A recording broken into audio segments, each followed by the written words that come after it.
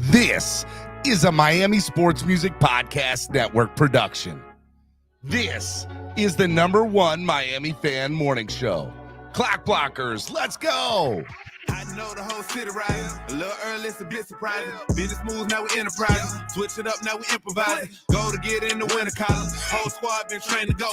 Fence for life, we throw the foe. Singing this just to welcome bro. Two a time, two a time. Time to grind, time to What's up, baby? Two a time, two a time. Two a time. What's going on? It's Throwback Thursday. Good morning, Finn Laws, my family. What is up? It is your boy, Stephen D, doing big things. Big things. We got a great show lined up for you today. Want to say good morning to my Finn Laws and my family. Running a little behind this morning, but that's okay. We're going to have a good show. Had some technical difficulties this morning, had to take care of them, but we got them taken care of. And now we're here. So I want to say good morning to my Finn Laws and my family. My name is Stephen Daniels. You can follow me on all social media at Stephen D SKPL. Spread kindness, positivity, and love. Super, super excited. Hey, you know what today is? It's 420. Shout out to my 420 people. I know it's a beautiful day for some of you. It's a beautiful day. Check it out. It's a great day. What the heck hat is that? This hat right here is a AAA affiliate in Norfolk for the Orioles called the Norfolk Tides. I see some of you in the chat checking out. Dude, I got hats for days. If I start breaking out hats, y'all gonna be like, what hat is that? What hat is that? I got hats for days, cuz. I'm gonna start breaking out random hats on y'all, and y'all are gonna be like, what? I know. No lie, I've always wanted this hat since I was a little kid. Okay. And I got it in the mail yesterday, finally. I ordered it when I was in Norfolk. They didn't have it there in my size. I've been waiting since I was 9 years old to get this hat. No lie. So I was like, I'm wearing this on the show today. I don't care what y'all say. I like it. I like it. All right, man. You can follow Miami Sports Music everywhere at Miami Sports Music and on Twitter at MIA Sports Music. Make sure on your way in, if you haven't done so already, hit the like button, subscribe to the channel. No. Seriously. Have you subscribed? Because if you haven't, we need to have a talk. We're going to have a talk right now. Okay. Look into my eyes.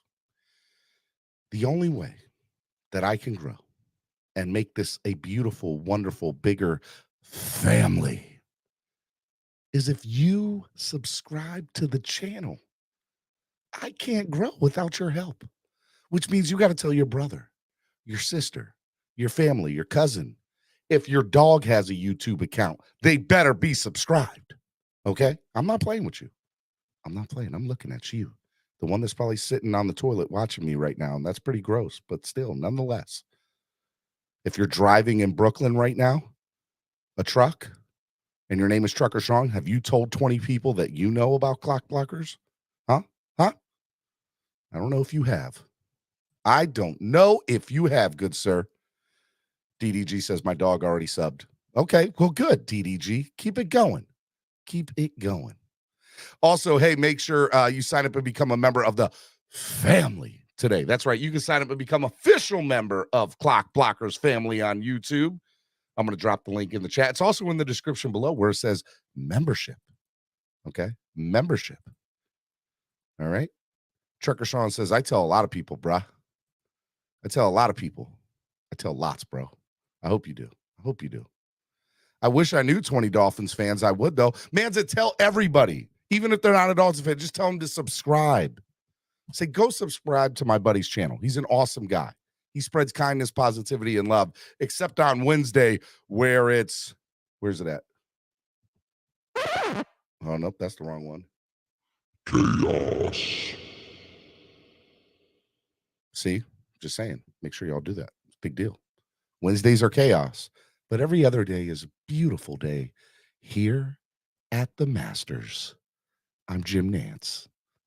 Okay, never mind. All right, let's go back to the rundown. If you want to help the channel grow, you can help the channel grow by donating. You can use the YouTube Live Super Chat, which is the $ below the bottom of the chat. As a matter of fact, hey, look, if you want to test it out right now, I won't be mad at you. Matter of fact, just hit the $ button below the chat. Hit it. And then, all right, what you're going to do is there's a little nozzle that's going to go this way to the right. All right, maybe that's to your left. So we need to go to the right. Okay, we're going to go to the right. And you just, go as high as you want. And when you see a number that has a couple of zeros in it, you say, okay, and you just send it my way. I won't be mad at you. If you want to test that out, go ahead. Go ahead, man. All right. Anyways.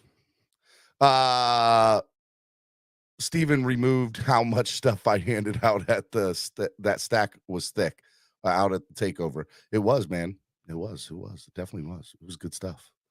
All right. Anyways, if you guys want to help also donate, you can use Cash App or PayPal, $sign MSM Podcast Network, or use the QR code that's right on your screen, or MSM Podcast Network, or use the QR code that's right on your screen. I want to give a big shout out to our sponsors of the show, ZSM Sports. ZSM Sports, the number one place to get your cars, jerseys, balls, and hard-to-find items. Specialize in all sports memorabilia. ZSM Sports today. They feel like the EA Sports guy. EA Sports. It's in the game. I sound just like him, right? I know I do. You don't have to tell me I do. I know I do. Look, Manza Chill tested it out. He said, hands down, that didn't have any zeros in it, Manza. That has 9s. I said like 2 zeros before the decimal. Appreciate the $5 donation, man. You're the man, bro. You're the man. Miss Finn's show is better. Wolfpack approved, Andravia said. She's got a pretty awesome show. I'm not saying she doesn't. She's awesome. She's good folk. She's good folk. Okay? I like her. Also, Tail Greeter, download the app today on your current Apple or Android device. If you have Crapple phones, you have to deal with Apple customer service, Apple Care, and they're the worst. I've dealt with them this week for 6 hours, plus another 2 hours on the phone, and I was ready. I absolutely hate Apple Care. Yes, my wife has an Apple because my mother has an Apple, and my brother has an Apple, and my kids have Apple tablets. They have started to invade my house. They're everywhere, but they're never going to get me. Nope, not after what I had to deal with. Never going to happen. Never, ever. Never, ever, ever, ever. Gonna never, ever get you. Okay, yep. All right. Hey, look, if you want to go to an awesome tailgate party in Miami, you go to East 32 Dolphins Tailgate. That's right. And what you do is you go to tailgreeter.com, type in East 32 Dolphins Tailgate, and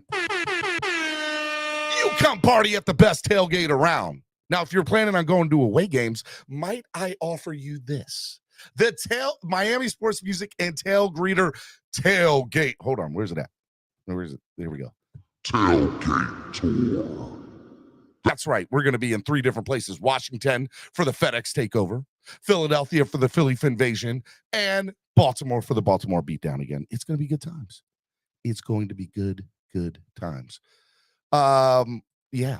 What did you say? Kane's 1989? Steven, a phone is a phone either way, bro. No. A phone is not a phone, Kane's 1989. And I like you. You're my brother, okay? But don't you ever say that a phone is just a phone again, okay? There are Androids and Samsungs that are a part of the Android, and then there's everything else that just absolutely sucks, okay? You have Androids, and you have everything else. You might as well have 2 wireless. It breaks down on you anyway halfway through its contract. Oh, I didn't say that. You didn't hear me say that. Nope, didn't do it. Nope. Galaxy for life, J Miami Sports. I ain't mad at you, my guy. All right, we got a great show lined up for you today. We're going to talk a lot of really cool stuff. Miami Dolphins needs of improvement in 2023. That's going to be the main focus of our conversation today. And we're going to talk, big news in the last 24 hours. Oakland A's, have purchased a plot of land in Las Vegas. Is that already a done deal? It's going to be interesting. The Miami Heat played last night. Well, I don't know if they played, but there were people in uniforms wearing Miami Heat uniforms that were on a court last night. We're going to talk about that. We're going to talk about the Florida Panthers showing up for their game. Shout out to the Panthers. And we're going to do a little conversation about the NBA playoffs. I'm not going to tell you how I felt about LeBron James last night. till a little bit later. Okay. I'm not going to tell you. I refuse. All right. Without further ado, it is Throwback Thursday with your boy, the best in the land, Mr. Cameron Scott. What is up, man? What's going on, Stephen D? Good morning. What's going on? What are you? What hat are you wearing today? I saw you went and got a hat. A shout out to Noob if he's in the chat. It is the single-A Chicago Cubs team, the Myrtle Beach Pelicans.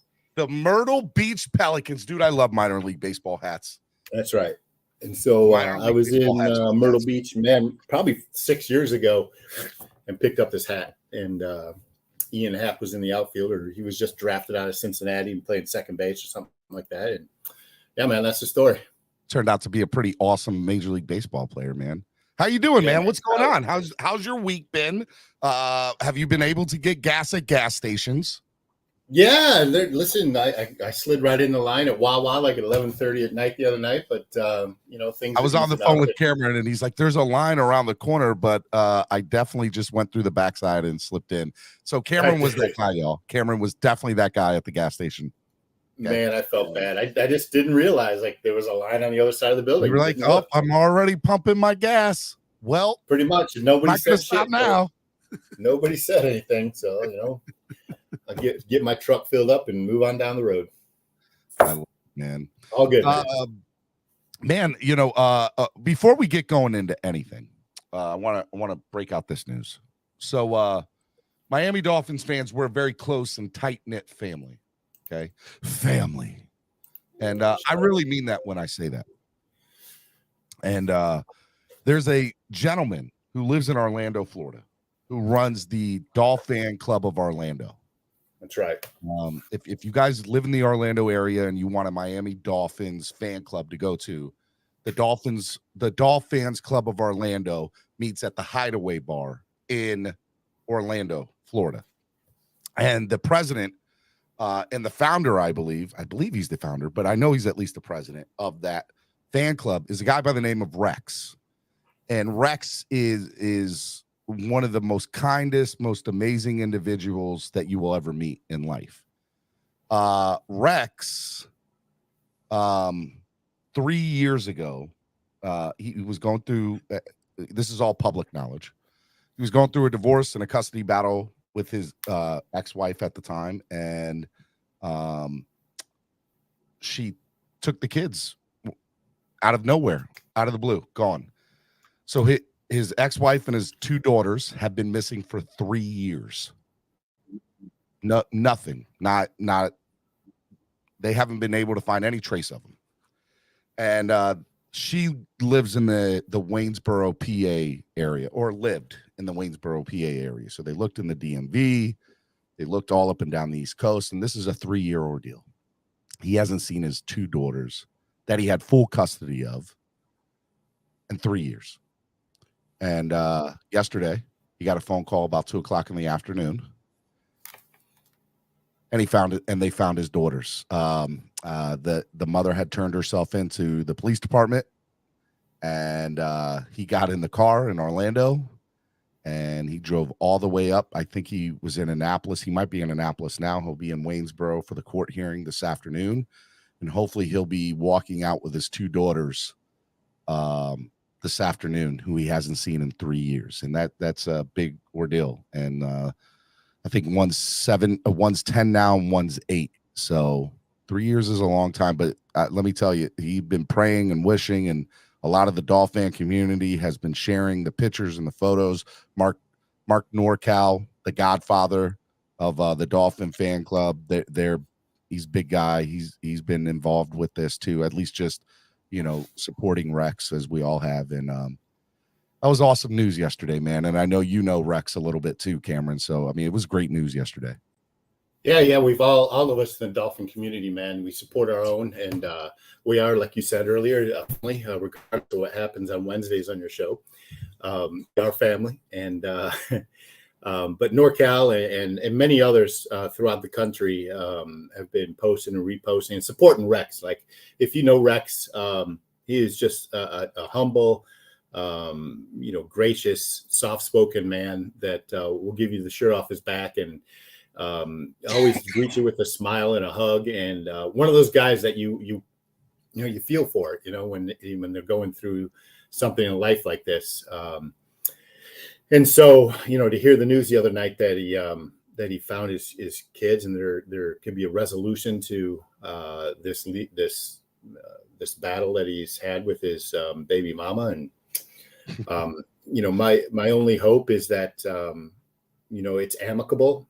And my personal feeling in any of this is that any child needs both of their parents. So I really hope there's a way that the children can have both of their parents in their family in their lives moving forward. So that's my only thought and prayer for Rex. I'm just so ecstatic and happy that he's going to be able to share in their lives. That's all he's wanted. This has been a national news story. It's hit everywhere. It's been on Good Morning America. It's been on everything. The show, that Lost Children's show, whatever, that tracking show. It's been on Dateline. It was on it's been on everything. So Rex is I texted Rex. I said, hey man, look, I'm sure you're getting a million calls. Hit me up whenever you get a chance. I just want to just talk to you. And about an hour later, he called me up. He's like, dude, I got like 200 messages and I moved you to the top of the list. I just want, because I talk to him, every couple of months we talk, whether it's through text or whatever. And during football season, we see each other all the time. And I consider him a very close friend. And he's like, yeah, man, I'm driving up right now. I'm in Georgia and I don't think I'm going to sleep. I'm not going to sleep for the next 2 days. And so he was really ecstatic, but he's like, everybody and their brother was calling him. He was getting random phone calls from national media outlets, and he's probably going through a whirlwind himself on all this too. But I'm sure he's overwhelmed, man. But he knows that he's got the support of all of us and his Dolphin community and like NorCal and you had said, man, we're just one big family, and we've been praying for this for a long time. So let's all continue to pray for Rex and hope that he sees this through, like I said, with an amicable agreement with his ex-wife about the care of their kids. I agree, man, and I hope that Rex even in the moment was like, hey man, in a few weeks I'll come on your show and say hello. So hopefully we'll get to see Rex in about, I would say 3 to 4 weeks. Hopefully it'd be cool. I was thinking about that, to have him on and just explain the journey he's been on. And there's a lot of good life affirming lessons I believe that we can learn from him. Definitely. All right, let's segue. Let's go to, no pun intended, but, look, we'll go into a little baseball talk. I think that's the best way to go to after this, because the Oakland Athletics came out with some big news in the last 12 hours. It is big news. It's only the second time in Major League Baseball history that a team has been relocated. I should say over the last 60 years. The last being the Montreal Expos to Washington.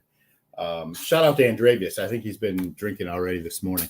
Amicable. Yeah, it beats me up. I love Andrew. I love Andrevius. Andrevius been drinking that Henny and eggs this morning. Hey, do not put that past him. He probably has. Okay, most definitely. But listen, man, early to have a drink. You know what? Let me pour me a glass right now. That's probably Andrevius sitting working on his computer, listening right now as we speak. The Oakland A's bought some land. They agreed to purchase 49 acres close to where the Raiders play, which is pretty cool. That's outside the strip, right? It's outside the strip. Okay. One thing to remember, Stephen, in this whole ordeal is that the city of Oakland still has until January of 2024 to propose an alternative plan. They haven't been able to come to an agreement with those Oakland A's ownership. They've had 25 years to do this and haven't done it. 100%, but you never know. Like you put a deadline on somebody and stuff happens pretty quick. So this is the conversation I want to have with you this morning, and I'm glad you kind of went into this. If the Oakland Raiders haven't done anything, or Oakland Athletics haven't done anything for 25 years, what are they going to do? What can they do? What is a realistic option that they can do to keep the team in Oakland moving forward? And well, they've proposed to buy lands next to the Oakland airport to build a new stadium. But it would require, just like it did in Miami, some considerable taxpayer funding, from the city of Oakland, which, if you don't know, the city of Oakland is pretty damn near broke anyway. So to do this would be something I don't think is in the cards for them. But it's ultimately why the Raiders left. The Raiders, here's my thought: if the Raiders can't get a stadium, there's no way the Athletics were going to get a stadium. Oakland A's have been there for over 50 years, and they've had some tremendous history there. But culture, life, and sport evolve. And Las Vegas is a very viable environment for pro sports franchises nowadays. And the Raiders and the hockey team, the Knights, have proven that. Why is it that across the river, the San Francisco Giants can have a beautiful stadium and a great fan base that supports them, and ownership that actually backs them up, in a city that supports them, and they are literally looking at each other from across a river? Why is that? The Bay. It's not a river. The Bay, whatever. You knew what I meant. It's a pretty damn big body of water. Two different cultures and cities, identities. It's like comparing Manhattan to Newark. I would think it's across a bridge, but it's totally two different cultures. Oakland is more your blue collar, working class land, and San Francisco is more tech driven, white collar, and more tourist driven. And I think that was the appeal for the Oakland Raiders all these years, is that they marketed towards that, blue collar worker and toughness and grit and the black and silver. And, the Oakland A's did the same thing. Charlie Finley in the 60s and 70s was the mastermind of marketing, baseball marketing. And, they filled up those stadiums, and Oakland A's games were memorable for a fan to go and attend and watch. And thank you, Mark. It's five rivers coming together to form a bay. That's what a bay is. I am correct. I am half right, just like you're half right. Thank you. Thank you. You didn't say five rivers. You said eight. You said a river. Look, doesn't matter. Okay. I said river. I said it was a body of water, and they kind of look at it like they face each other. Okay, city to city. I hear you. I understand what you're saying, but and everybody's like, well, this is a Miami show. Why are we talking about this? Because I think it's a very sad situation of a sad state of affairs for a city as great as Oakland was to its fan base. We saw what happened in San Diego, right? San Diego, it's like, why is Miami Gardens doing where Carroll City isn't? It's a sad state of affairs. We saw what happened with the San Diego fan base when the Chargers left, and how they were kind of left in the lurch with Dean Spanos being the owner there. And they supported the team. And the city had approved, I think it was $190 million. I mean, it wasn't as much as you probably need, but they approved, upgrades and stuff to the stadium, which is what they were asking for up until the time that they moved to LA, the Chargers. I think, it's pretty evident, though, that they want to move, right? They're putting a AAA product on the field, talent wise. They've got, I believe, been beat 3 wins 5 times this year, 17-3, 18-2. I think there have been 2 or 3 games that the teams have scored 20 runs on them or plus. And these are all games this year in the first 20-something games. It's sad, Cameron. It's very sad. And they've got 3 wins on the season. The pitcher they started yesterday, who was their number 4 prospect and got beat 12-2, and played all of 22 minor league games. So it's not like they're going out of their way to win games, I mean, Jesus Aguilar, who couldn't hit over the Mendoza line, is their starting baseman.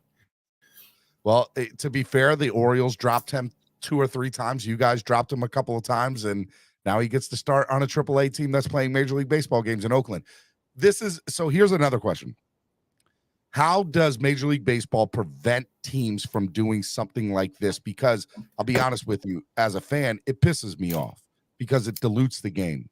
And I think it's disrespectful to the game at hand to not put a competitive team on the field because you have a business motive behind it. I think it's BS. And it's not fair to the fans, obviously, who are getting the short end of the stick in all this. And they lost Major to the League Cubs. Baseball do anything? Say what? No, you know what? Because it's in baseball's best interest to move, I believe, and because of Vegas is such a burgeoning environment and community, and it's obvious that they support. I think a few weeks ago on this show, I kind of compared Miami Dolphins to the Raiders in terms of how they market the teams to out of town fans. Like Las Vegas is a destination you want to go to, regardless of who's playing in the stadium, right? The Dolphins are kind of the same way, especially playing here in the AFC East, scheduling those winter games, up north here in Miami in November, December, January, fills up the stadium with out of town fans for a reason, because they come here for long weekends. They spend at the restaurants. They fill up our hotels. And, a lot of times they go on cruises following, Monday after a Sunday game. So, it's beneficial for Miami to have a team in here for that reason. I think just as it is, it's more attractive for Major League Baseball to have a franchise in Oakland. If baseball in Las Vegas. Vegas and Nashville before anyone else, Manfred has pretty much said as much. Mark says, as an Oakland A's fan himself, he has not supported the product at all since 2021. That's because there hasn't been product to support. They've had two playoff appearances since 2001. I mean, they've had some good talent. I mean, Luzardo and Marte and Murphy, the catcher now for the Braves, but just like the Marlins, they traded them all away. Do the Athletics change their name when they go to Vegas? Hell no. You keep the name. Yeah. Okay. And by the way, I think they should, right? The Athletics didn't even start in Oakland. They started in Philadelphia. They were the Philadelphia Athletics in the early 1900s and then moved over to the West Coast and became the Oakland Athletics. So, yeah. All right. So we'll see what happens there. Moving on. Florida Panthers, NHL playoffs. Number one, playoffs for the most part in the NHL have been very, very fun to watch. I was up at 1 a.m. a couple days ago watching the Minnesota Wild play the Dallas Stars in double overtime, and everybody looked gassed. I was flipping back and forth last night between the basketball game that we'll talk about here in a little bit that I'm very upset about, and the Florida Panthers game. And, Florida Panthers, can they pull this thing out? Can they make a run at this thing, Cameron? Listen, as long as, Lions and Ned and, obviously, the Panthers coaching staff is, running with the hot hand. The way they played the third period last night is something that they have to carry over. Although just watching the game and then rewatching the third period, I'm a bit skeptical only because they got some really uncharacteristic easy goals, like shooting inside the blue line, and scoring, and easy tips. And, they did a good job of shielding their goaltender in the third period that led to some of this. Scored 4 goals in the third. 4 goals. Yeah. And having Sam Bennett back on the ice, playing, really good minutes is a big difference for this team. I turned it on when Sam Bennett and the guy from Boston got into it, and they both went to the penalty box. Hey, sidebar. Speaking of getting into it, over the past weekend, I think the New York Fire Department and the New York Police Department had their hockey game. And if all of y'all haven't seen it, go YouTube or go on Instagram, Twitter, what have you, and just search New York Police Department hockey game. Versus the fire department in New York. Versus the fire department. And I believe that they played where the Islanders played, if I'm correct. USB Arena. Yeah. And no, was it at the Garden? No, it wasn't at the Garden. Wasn't at the Garden. They have played at the Garden before. Wherever they played at was a big arena, and they sold out. That was the other thing. They sold out where they were playing. And the NHL, like the big people in New York are saying it is hands down one of the best sporting events in sports. Like it is a must go on your list to go see the fire department and the police department from New York play each other in that hockey game is a big deal. And there were some really good fights thrown down in that game. It was It's great. pretty amazing, man. I mean, all I could think about is just America. America. But listen, so going back to NHL playoffs real quick to end here, 7 of the 8 first round playoff series is now tied or led by the 8th seed. Crazy. Lewis, we don't talk about Tampa because they suck and we hate them, and we hope they'll never win a championship ever again, and we're sick of hearing about them. Okay, that's why we don't talk about. Screw the Tampa Bay Lightning there. Yeah, screw them. Screw those guys. Screw you guys. Let's go to the NBA playoffs. Yeah, let's talk about the playoffs. Let's start with the Heat, and I'll have this commentary about the Heat. Every once in a while, and it happens in the playoffs, it happens in the regular season. You could see it happening in the first quarter. Bam wasn't hitting his fall-away jumper. Butler missed a couple of easy gimmies, and things kind of snowballed, right? Strus, missed. You clanked some three-pointers. Robinson's starting, small forward, and then Milwaukee just started finding the open man and dropping shots. At one point, they were at like 66% from three-point land. Nobody on God's green earth is going to beat a team when they're draining 66% of their threes. Doesn't and they're chucking them up your team is. They were chucking them up every 22 seconds. Like, it was amazing. But what I will say is that as bad as that loss looked, the Miami Heat scored 122 points and had a 37-point fourth quarter. I was saying that to my wife. I was like, "Yep." So the difference maker still put up more points than some other people last night. Listen, the difference maker for Game 3 is going to be Giannis. If he's healthy to play, it's going to be a much more. It's going to be a much different game. Giannis Antetokounmpo is definitely the X factor in that series. But to be fair, it is a different dynamic and one that the Heat prepared for to begin with. When he's not in there, it's a totally different game plan that you didn't prepare for at all. Agreed.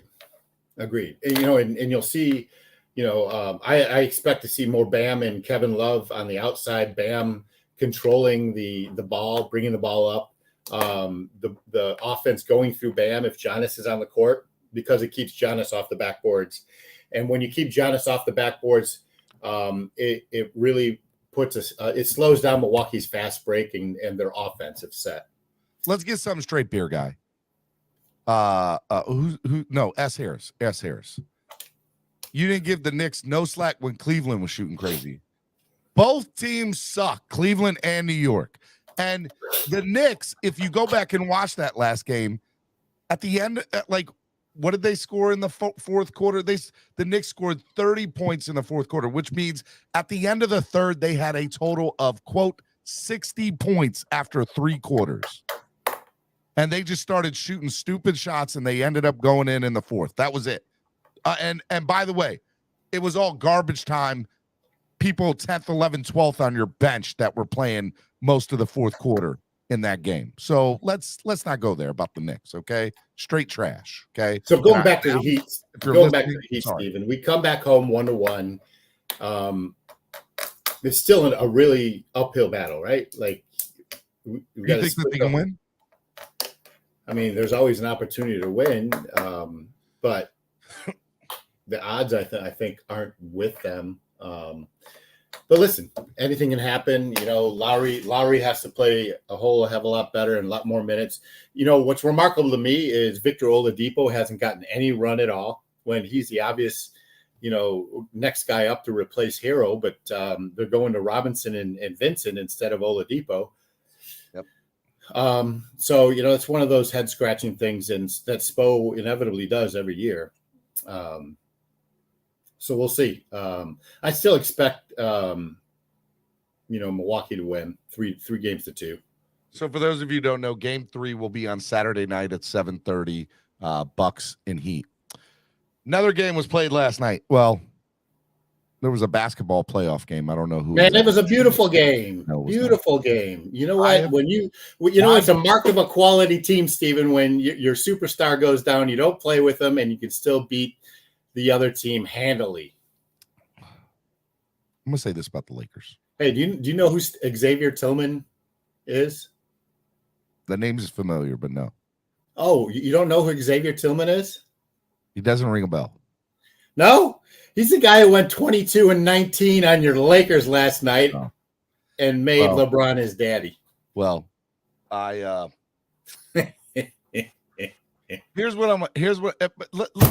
let's get a couple things straight about that game last night, okay? Number one. Oh, this is going to be good. The Memphis Grizzlies. Let me turn this had up. Their star player out, and Ja Morant, and also 2 other good starters out. They had 3 players out last night. There is no reason, I'm listening, not one, that the Lakers and LeBron should have lost last night. Nothing. And I'm watching that entire game, and I am furious, just straight up embarrassed that I have to root for this team. I'm a LeBron fan, okay? Everybody knows this.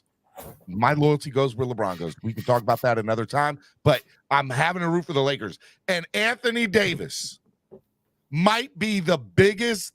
I was using very uncouth words last night about this man. He might be the worst 5 I have ever seen in the history of the game. Yes, I'm going to say that again. He might be he was a bum last night. He was lollygagging, going up for shots. You're a big guy. You're supposed to dominate under the board. And you're sitting here letting a guy that is, 6 inches smaller than you, a half a foot smaller than you, you're letting him get rebounds from you? Are you kidding me? AD is soft, straight soft. There's no other way around it. And if they want to have any shot of being a competitive basketball team, what happened last night can never, ever, ever, ever happen again. It was horrible. It was straight up trash. There was 2 players on the court last night for the Lakers that did anything. LeBron James, and I can't pronounce the other guy's name, Hachimura. Can't say his name. But he might be the best player on that team, by the way. He's the second best player on that team. Let's get that straight. Okay? So go back to what you were talking about, Anthony Davis. You labeled him as what? Soft. Okay. Who's the unequivocal leader of the Lakers? LeBron. Okay. Your team takes on the identity of your leader. Oh, you see that softball up and boom. Look here, my guy. Okay, let's get something straight. Okay. I'm watching that game last night and I'm entire furious. Now, game is over. I'm pissed. Just upset. Lakers are blowing it for LeBron to get another chance at a ring. And I'm pissed. And then this dumb, I'm gonna do my own swear jar. Easy. This dumbass for the Grizzlies, who played 23 minutes, had 1 rebound, 3 assists, and 12 points. Let me say that again. 1 rebound, 3 assists, and 12 points in their win. Guy did nothing. Made a total of 3 good shots at a crucial part of the game, maybe 2 of them, okay? And was talking trash to LeBron. This guy by the name of Dylan Brooks in the postgame, his dumb ass goes, and I quote, as he's being asked about LeBron, he old. I don't respect nobody that can't drop 40 on me.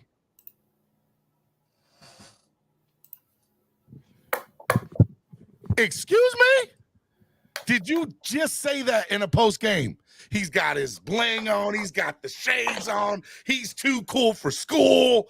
My night flipped right there. I was like, I'm not even worried about game 2. I'm erased out of my mind because all I need played on repeat, on loop, is Dylan Brooks's comment in the post game for LeBron. Just play that. Just play that for him. He said, I don't have no respect for nobody that can't drop 40 on me, who's never dropped 40 on me. I'm telling y'all right now, go look at Twitter, and it was on last. I mean, it was great. It was everything I needed to get over that loss. And I'm going to tell y'all right now, you asked for 40, my guy. Game 3, LeBron is about to go off, and it's not even going to be funny. It's not even going to be funny. And if I'm his teammates in Memphis, I'm like, why did you do that? What? Shut up. Don't give him no reason to. Why are you doing this to the GOAT of the game? Are you kidding me? Shut up. You idiot. You just gave him all the bulletin board material that he needs from now and the rest of the playoffs, and especially in that series. I hope and pray on everything that LeBron not only drops 40, that he drops a 50 burger on him in game 3. And I hope he stares him down. And I hope he shuts him up. And Dylan Brooks better not ever open up his mouth again. Put some respect on the King's name. I'm sorry. I was hot last night when I saw this, bro. And I made like 5 posts on Twitter about it. I was like, nope, can't let this pass. No, sir. This guy needs to get got. Yes. How do you say that? What? No. Brown about to give him 50 and say, what's good, cuz? We can't hear the sound. Turn the sound on.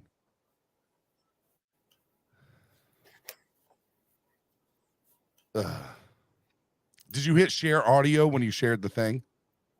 I think so. Go out and come back in, and when you go out of that, and then when you hit it, make sure it says share audio on the tab on the left. When you hit share screen, it'll say share audio on the bottom left of that pop-up. Because this is too good not to share. It is. Share audio tab. There we go. I mean, dude, like it was bad. Let me try it again. Word of mouth says 50 about to drop 70 on cuz. No lies. There are some people, Lakers can have run, they get it 14. Even LeBron have a change. There are people out there that say maybe you shouldn't do that with one of the better players in the game. Well, I guess what were you thinking? I don't care. He's old. He's old. I don't care. He's old. I was waiting for that. I was expecting him to do that game 4, game 5. He wanted to say something when I got my 4th foul. Should have been saying that earlier on. But, poke bears. I don't respect no one until they come and give me 40. So I pride myself on, what I do is defense and taking on any challenge on the board. This dumbass, he is. Let me ask you, if you're Memphis right now, if you're anybody on that squad, are you not going to him and saying, you idiot? Why are you doing this? Hell no, he's been doing it all year. Dude, he did it to Draymond. And look, he got Draymond kicked out, right? He's the Patrick Beverly of forwards, right? Like, it's right up. You get in the guy's grill, you get in his crawl space, and that's exactly what he's doing to LeBron, man. You watch. I mean, it's worth it. It's worth it 100% because they know they can beat the Lakers. The price of admission for that Lakers game is going to be awesome because I hope every time LeBron. Why? Because you're going to buy all the tickets? He stares at Dylan in his face and says, shut up, little boy. Don't you ever come on my level. I'm the leading all-time scorer. I got rings. I've been to NBA championships. I've been to all-star games. Shut your stupid little mouth, boy. That's what I hope he says. Dude, I'm so passionate and hot about Dylan Brooks. He's trash. He's a clown. There's nothing more clown about that guy. He's got chains on like he's big. He ain't nothing. Careful, Steven. He ain't nothing. Steven, when do they play again? They play Saturday night, too. Saturday night's going to be awesome. We should do a live stream. They play Saturday night at 10. The Heat game's at 7:30. The Lakers game's at 10. Yeah, I was Noob brings up a good point. When LeBron doesn't drop 40, Steven has to ban all Bills fans for the rest of the offseason. Sounds like a winner. I will make you a deal, Noob. If LeBron doesn't drop 40, I will not have any Bills fans on for the entire month of May. I will not have any Bills on for the Bills fans on for the entire month of May. That bet, 'cause I don't know if I can listen to Mark talk about the Dolphins draft. It's not a bet. I'm just saying if it happens, I will abide by that. If he doesn't drop 40, I will have no Bills fans on for the month of May. I can do that. And listen, Steven. If LeBron gets 40, God bless him. Are the odds in his favor? No way. What are you talking about? Sir, stop. Sir, stop. What did he have last night? 28 points? And by the way, they were playing bad. And let's get something straight. Steven. What? The Lakers averaged 30% of their field goals. Hold on, beyond the arc. Last night, they had 46% of their field goal attempts beyond the arc. You know how many LeBron took? 19 of those shots. Hey, look, man. Look, you know how many he made? Look, man. Why are you bringing up old shit for? Okay, LeBron about to drop. His numbers don't lie, son. My God, LeBron about to be. He about to go off on them boys. I'm trying to tell you. New Breed says LeBron will get 40 easily. Now being in LA, stop it. Stop it. If LeBron hits himself in the chest like that, he's going to the IL. Dude, don't do that. Don't be like Dylan Brooks, okay? 30. How old is LeBron? It doesn't matter. I'm asking you a question because I don't know. I don't know. Go of the league. Stop it. Is he 38? It doesn't matter. How old is he? In his late 30s. 37, 38, something like that. The guy's got some mileage on them legs, bro. Oh, and he's still a top 10 player in the league. During the regular season, he hasn't proven that he can win in the playoffs in the past few years. Yeah. They won the world championship in the bubble. Against the Heat.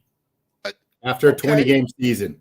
Oh, bro, I would make the argument that was harder to do than than what you have to go through in a regular NBA playoffs.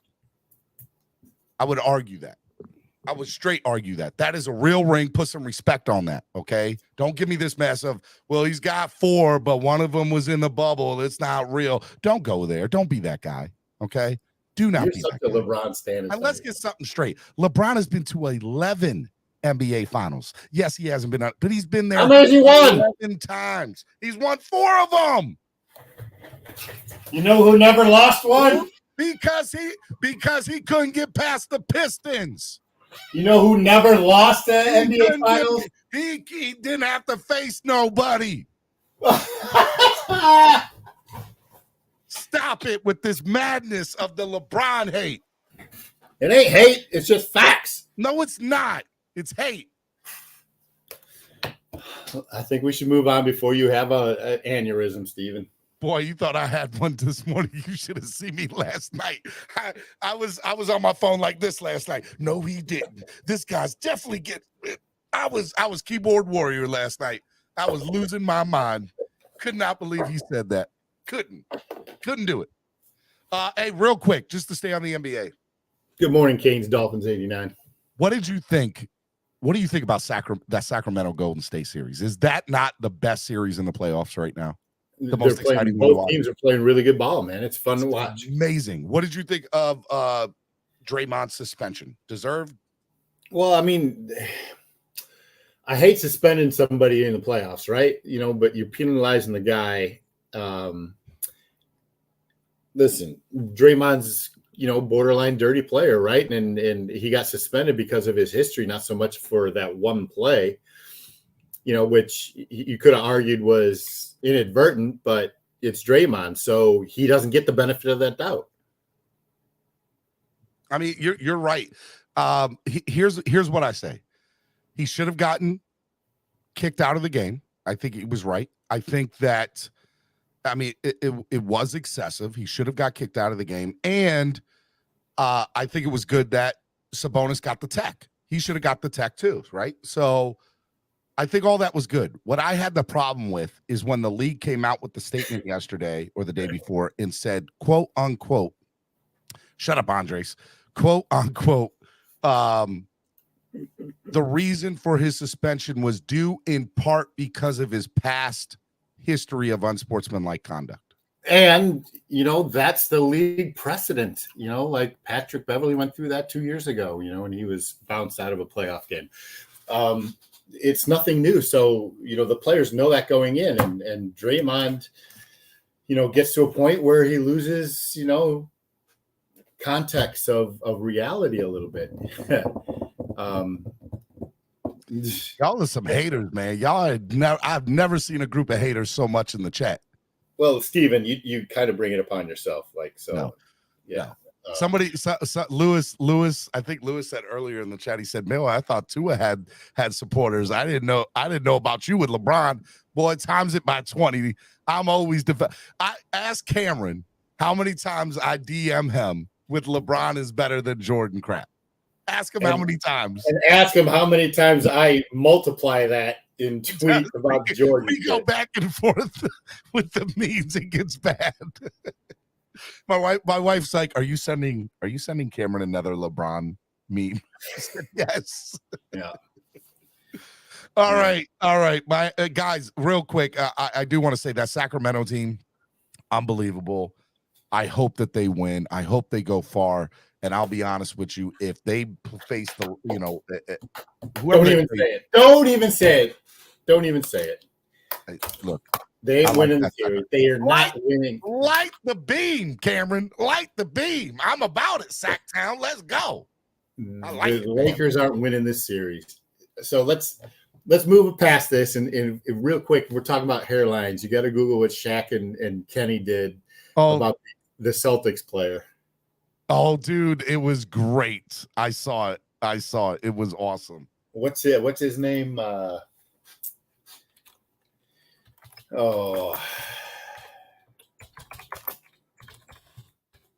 can't think of his name, but it was good. It was really, really good. I'm getting hit up on social media. Derek White. Derek White. By the way, he does have a bad hairline. Let's just get that straight. Okay. Horrible hairline. It was bad. He said, dude has a Stephen A. Smith hairline. That's what he said. You're right. That's what he said, Kings 1989. First of all, I just want to say TNT's coverage of the NBA playoffs is by far and away 10 times, 20 million times better than anything ESPN does for them. And I wish TNT had the NBA finals. Wished. I don't want to hear Jeff Van Gundy. Jeff Van Gundy sucks. Here you go, Steven. Because it's good. I don't want to get. I'm probably going to get fined. Derek White or Stephen.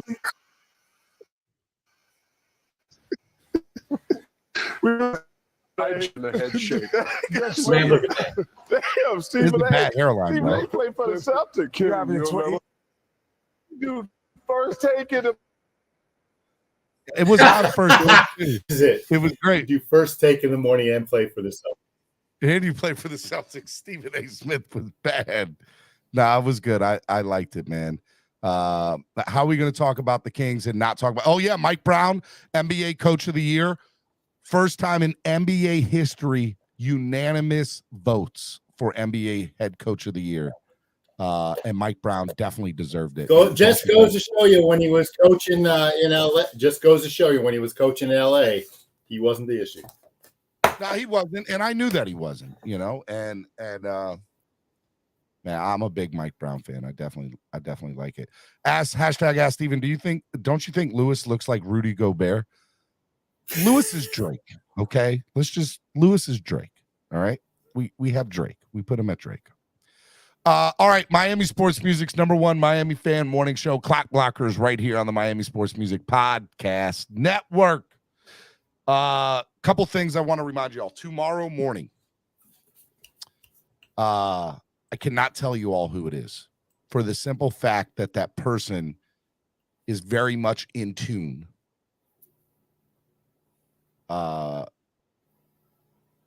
with free agency that is going on. And if he gets a call that he needs to take or gets a meeting that he has to schedule, we don't want to say who it is because it could change at the last second. But he has confirmed tomorrow morning, and it's a person directly affiliated to let's just say free agency. And it's big. It's big. And so tomorrow morning, y'all need to be here. It's going to be awesome. It's going to be good. And I pray that it comes to fruition. And I hope that no news breaks tomorrow for it. And he comes on and it's going to be great. So be on the lookout tomorrow morning. Jason Sarney and we got a big show lined up for you tomorrow morning. And then next Friday, I'm going to make a big announcement about the draft next Friday. And let's just say almost the entire Miami Dolphins content creator space will be involved. Almost everybody, not everybody, but almost everybody. And I get that slacker Solo D up here too. Yeah, Solo D definitely is going to have to be involved in it. So I'm hoping that I'll be able to release a majority of that, and that list is still kind of being worked on as we speak. But let's just say I'll have a big announcement for tomorrow about next Friday for the draft coverage live right here. And let's just say it involves almost every single Miami Dolphins content creator on all platforms, which is great. So it's going to be awesome. Man. All right. Tomorrow, be there. All right. Now, enough of that. Let's talk Miami Dolphins talk. Okay. Hit the like button, by the way. Donate to the channel. Help the channel grow. We can't grow without your help. Today's show, I wanted to be, look, we've done a lot of draft talk. We've done a lot of, free agency talk. We've talked about Dalvin Cook. We've talked about Derrick Henry. We've had all this conversation, right? And what I don't think that you and I've told people the story. We went to the Mets game together after the Jets game last year. And you were the very first person to tell me about McDaniel and his flaws. Because to be fair, I always had the blinders on of it's first-year head coach. I'm willing to look over these things as a first-year head coach and understand that comes with the territory of a first-year head coach. And I will also say, for the fact you weren't blaming him, you were just saying, look, these are realities of things, of shortcomings that McDaniel has, right?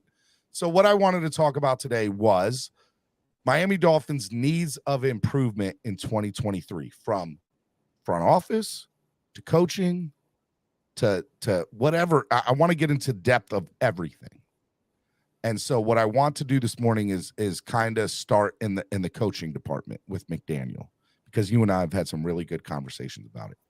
What does Mike McDaniel need to do next year to improve the Miami Dolphins in 2023?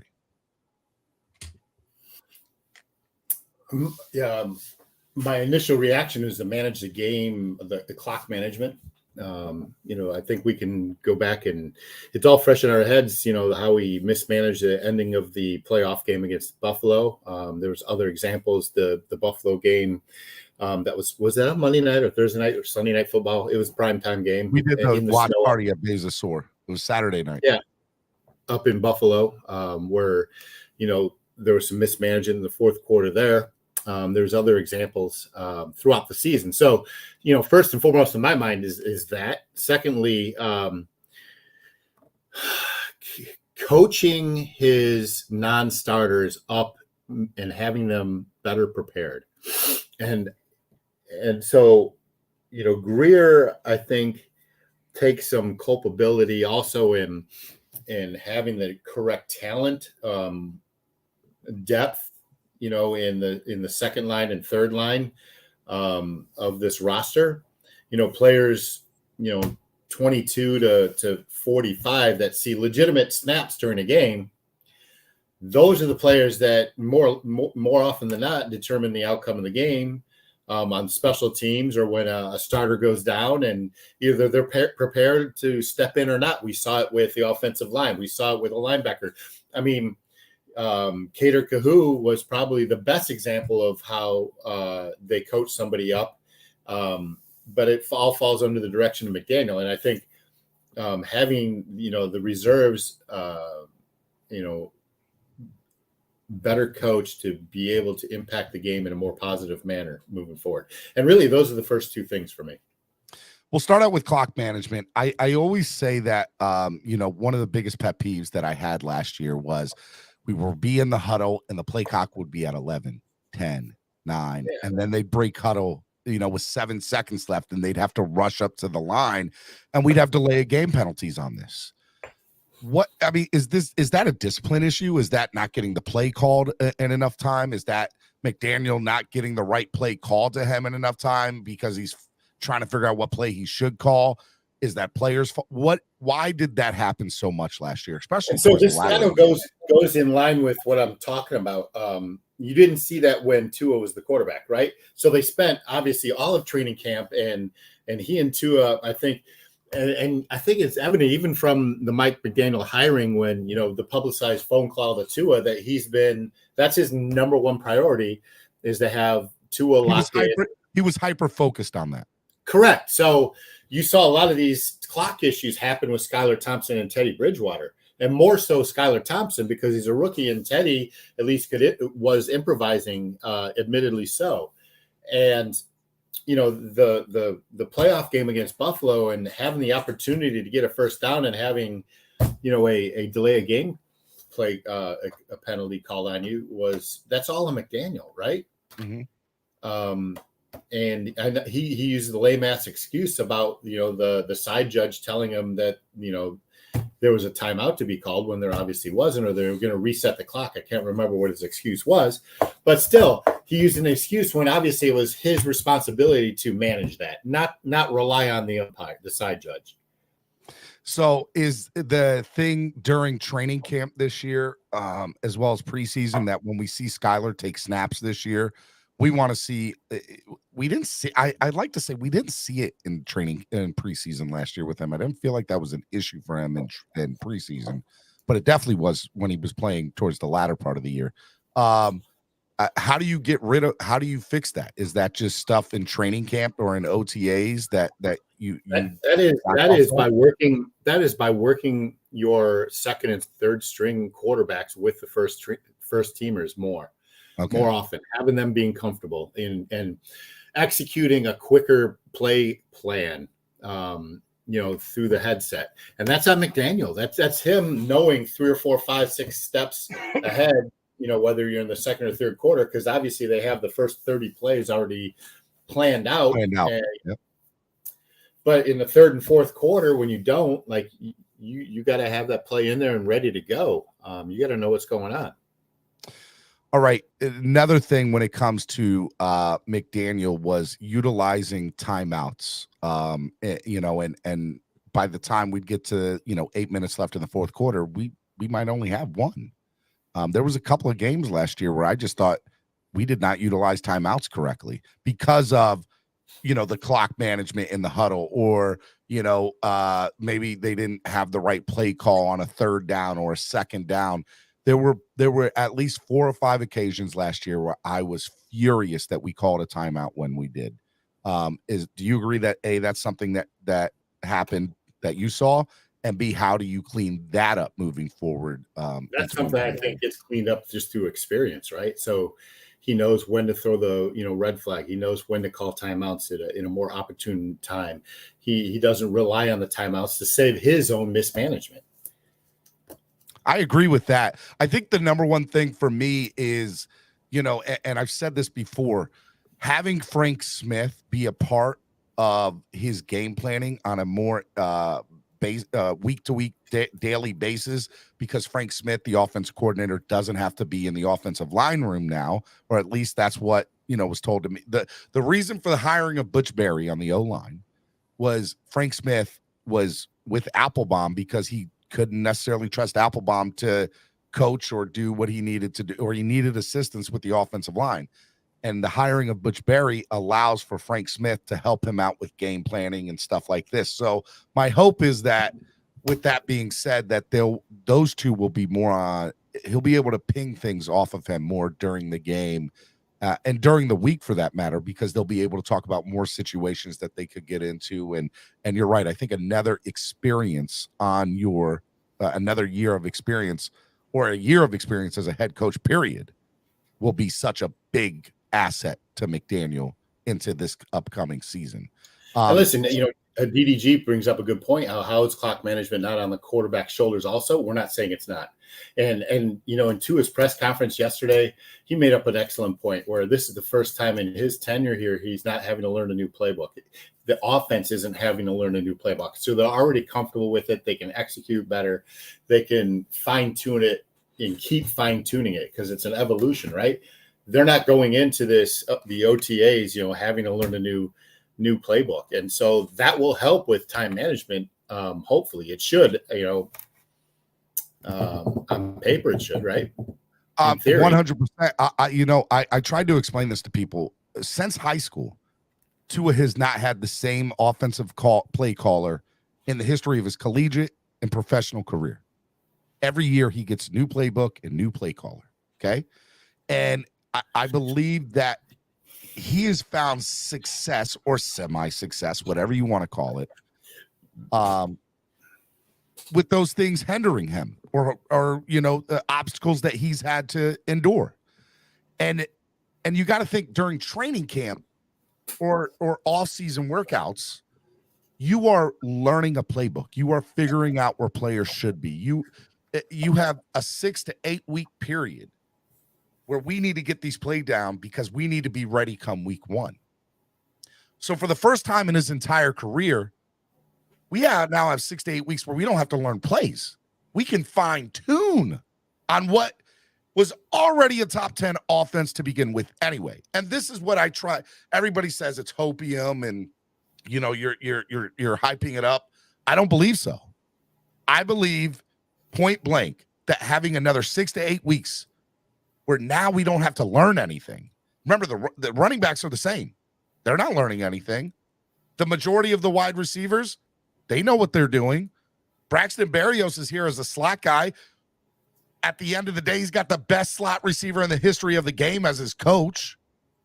Chosen Anderson, how many snaps is he truly going to get? So how many plays does he truly need to get come week 1, right? So but that's my point. So that's my point, Steven. So going back to my initial observation about him having to coach up, the second and third stringers, you just made that point. He is Chosen Anderson, Braxton Berrios, Easy E, whoever else they bring in, they have to be in sync with whatever Waddle and Tyreek do, or are doing, or expected to do, right?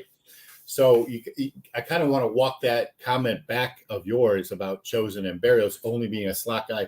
Those guys are integral parts of this offense. And if Tyreek or Waddle miss any time, those guys got to be the ones stepping up. Step up. Chosen definitely will be, right? I think Berrios too. And Eric Ezukama said in multiple times last year on record, look, guys, I'm struggling to get this playbook, and that's part of the reason why I didn't dress for every game last year. But we all saw his capabilities in the preseason, what he might be able to offer on a football field. And there were some glimpses of that last year. So I'm very excited to kind of see where that goes. And is River Craycraft is back, correct? Is he still back? So and we know McDaniel loves River Craycraft, and he showed up on a few of occasions. So again, that's another year that Eric Ezukama now, hopefully he's got a good grasp of the playbook, and now we can develop his talent because he's not necessarily focused on where he needs to be. He understands the plays, and the hope is that River Craycraft also evolved too. And then you have Berrios, who I think, him and Robbie, they'll be the number 3 and 4. And but you never know. We know River Craycraft and hopefully Ezukama can step in if needed. Speaking of River Craycraft, he's been working out with Tua. And all the little practices on the fields down there in South Florida. So they're saying he's saying expect big things out of River. A step up. I mean, there's a reason why they re-signed him to a 1-year deal guaranteed. Yep, he's going to be on the team. I believe 100% River Craycraft. He got a guaranteed contract. He's your wide receiver. You know what? And so look at what Greer has done. He's locked up his wide receiver room. He's locked up his running back room. He's extended Tua. That's continuity, right? Mm-hmm. What's missing is, in our minds, is continuity on the offensive line. So a lot depends on, Teron Armstead, again, playing a full schedule of games. What they're going to do in the draft. Are they going to bring in a center or a guard to kick Connor Williams back to guard and then kick Robert Hunt to the right tackle, which I think is the play? Is Leon Eichenberg and Austin Jackson going to take next steps up, that's expected out of third-year players? So Greer was on record yesterday saying, question was asked that Austin Jackson, in his mind, he's looking at him as the starting right tackle next year. Yeah, he said that prior to last year. Fans went into an uproar when they saw that. Because, what we see with our eyes, obviously isn't, Greer drafted the guy, and I get it. He used a first-round draft pick on him, and he's has equity stake in Austin Jackson and Liam Eichenberg to play well, right? Because they're playing on rookie contracts, and if he can get starter minutes out of rookie contracts, this team is better. Greer does.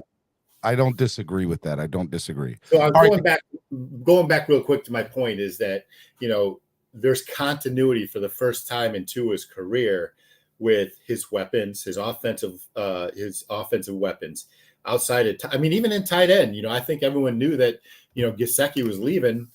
Tua knew that he was leaving. They re-signed Durham Smythe, so he's got his wide receiver room. Tanner Connor's there too. Tanner Connor and Alec Ingold got a lot of snaps at tight end last year.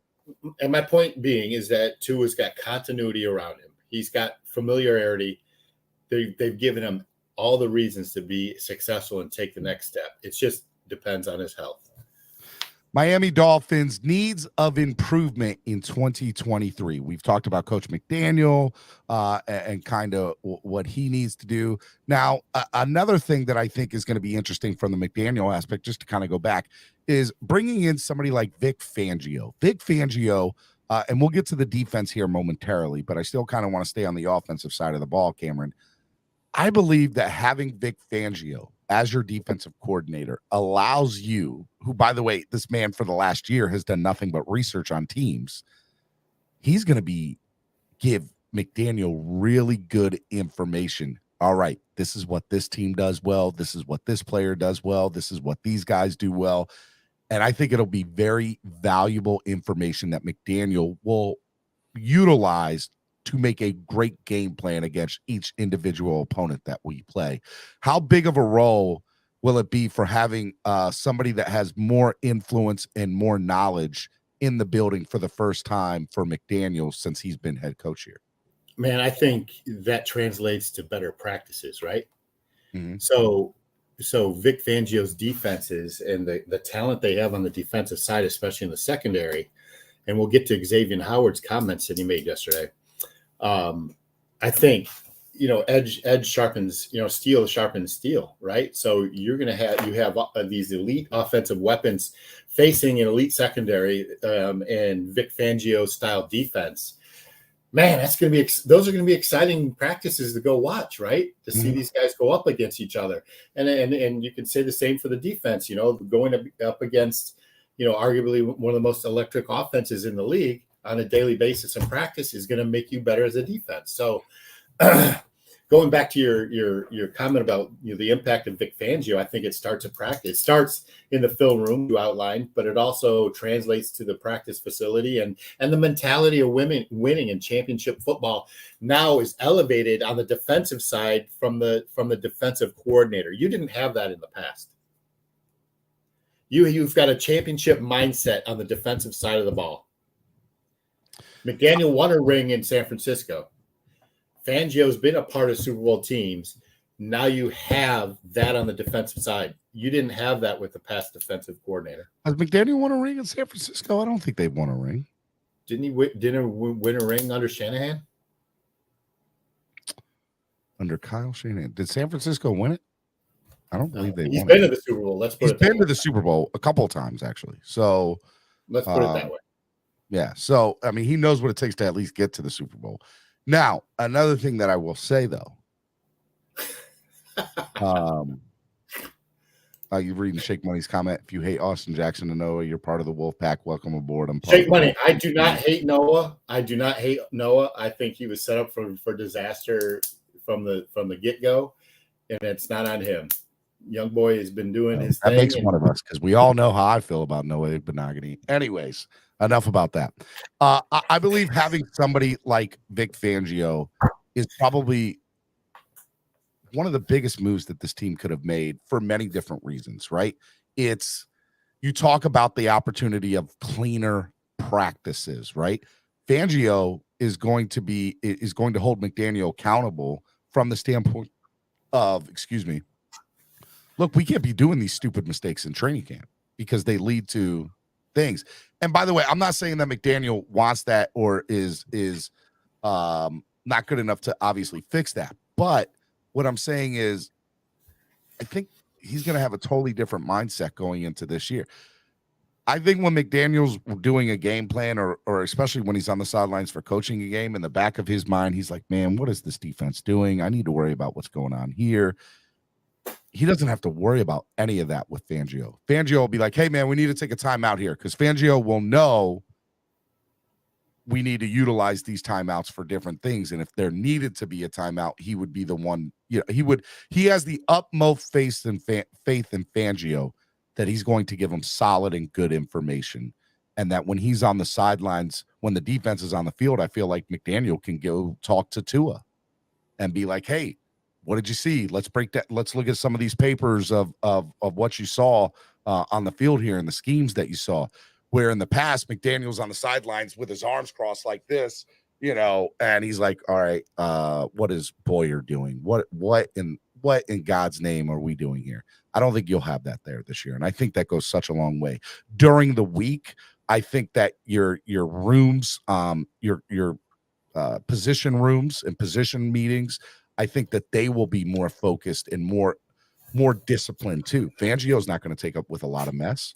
And we know McDaniel's already got that offense to top 10 offense. So I'm not really questioning anything McDaniel does from that speculation too. Now, what do the Dolphins need to do to improve 2023 on the defensive side of the ball? I think the linebacking core is going to be very interesting to see what happens there. I like the pickup of David Long. But we got rid of a couple of guys that were there, right? And I want to see what happens. Van Ginkel obviously back, Channing Tindall's obviously back, but I don't think we're done in the linebacking room. Whether we address that through free agency or the draft, that's to be determined. But the linebacking core still, I scratch my head and like, what is there? Do they have I'm sure they have a plan. I'm not questioning, do they have a plan?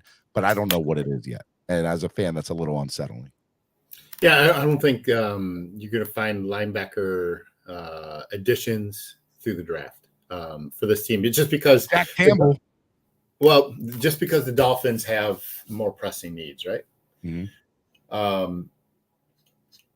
I like Campbell. I mean, I think he's going to go way before. I think he's going to go. I think he will too. But there are some mock drafts that have him sliding, and if he slides far enough, there's a possibility. If they love him, there's no way that dude gets a 51. Like, he is so much a Buffalo guy and a New England guy. Like, he fits that mold, right? He fits the Chicago Bears. Like, there's no way a talent like that's going to get past any of these teams and out of the first round. There's another kid. God, where is he from? Anyway, I think that the priorities for the Dolphins are offensive line, defensive line, secondary depth, and a late round. We'll get into the GM and what they need to do to help the team improve in 2023. But from the linebacking core and the linebacking standpoint, for me, that's a question mark right now, and I just don't know where they go with it. Because here's the other honest thing: Fangio said in his press conference when he got hired, he's like, I have some new things that I'm going to break out that you guys have never seen before, because I've had a year of sitting on my computer looking at film. And I think there's some things that can be done so the traditional style defense that we're used from Fangio, go back and look at Denver or wherever else he's coached. He straight up told us out loud, there's going to be some new things, some new schemes. So going back to your linebackers, so they lost to Landon Roberts, who was their second leading tackler on the team last year, right? And their leading linebacker tackler, but you replaced them with somebody with the same an improved skill set of Landon Roberts. Landon Roberts could move laterally and forward. David Long also is a very good coverage linebacker as well. I think he's better than Landon is. No, and that's what I'm saying. He's more versatile than Landon Roberts, and David Long is a pursuer more than a Landon Roberts, where a Landon Roberts was more of a gap filler and run stopper, and he did it very well. And I think this team will miss him to a certain degree. But they re-signed Duke Riley, Jerome Baker, obviously Jerome Baker back, and Channing Tindall. He's an athletic, long linebacker that had flashes at Georgia that, basically redshirted last year, getting stronger, faster, and learning the NFL game speed. And I think, I agree with Cruz, like you're going to see, him take meaningful snaps this year. Jerome Baker's going to have a good year. Malik Reed will fill in nice. Bradley Chubb will more than likely be a Pro Bowler. I agree with that statement, by the way, especially with Fangio being here. There's another player that I think he was an undrafted free agent last year that they re-signed to a non-guaranteed contract that'll be in camp, and that's Cameron Good, who had a really good. I like him. I like him a lot. Yeah, he had a really good training camp last year, and he's going to be back in the fold this year, so he'll be someone to watch at least in training camp to see how it works. And if Fangio likes you, he'll put you on the defensive side of the ball and special teams. Don't get nervous about that. All right, let's go.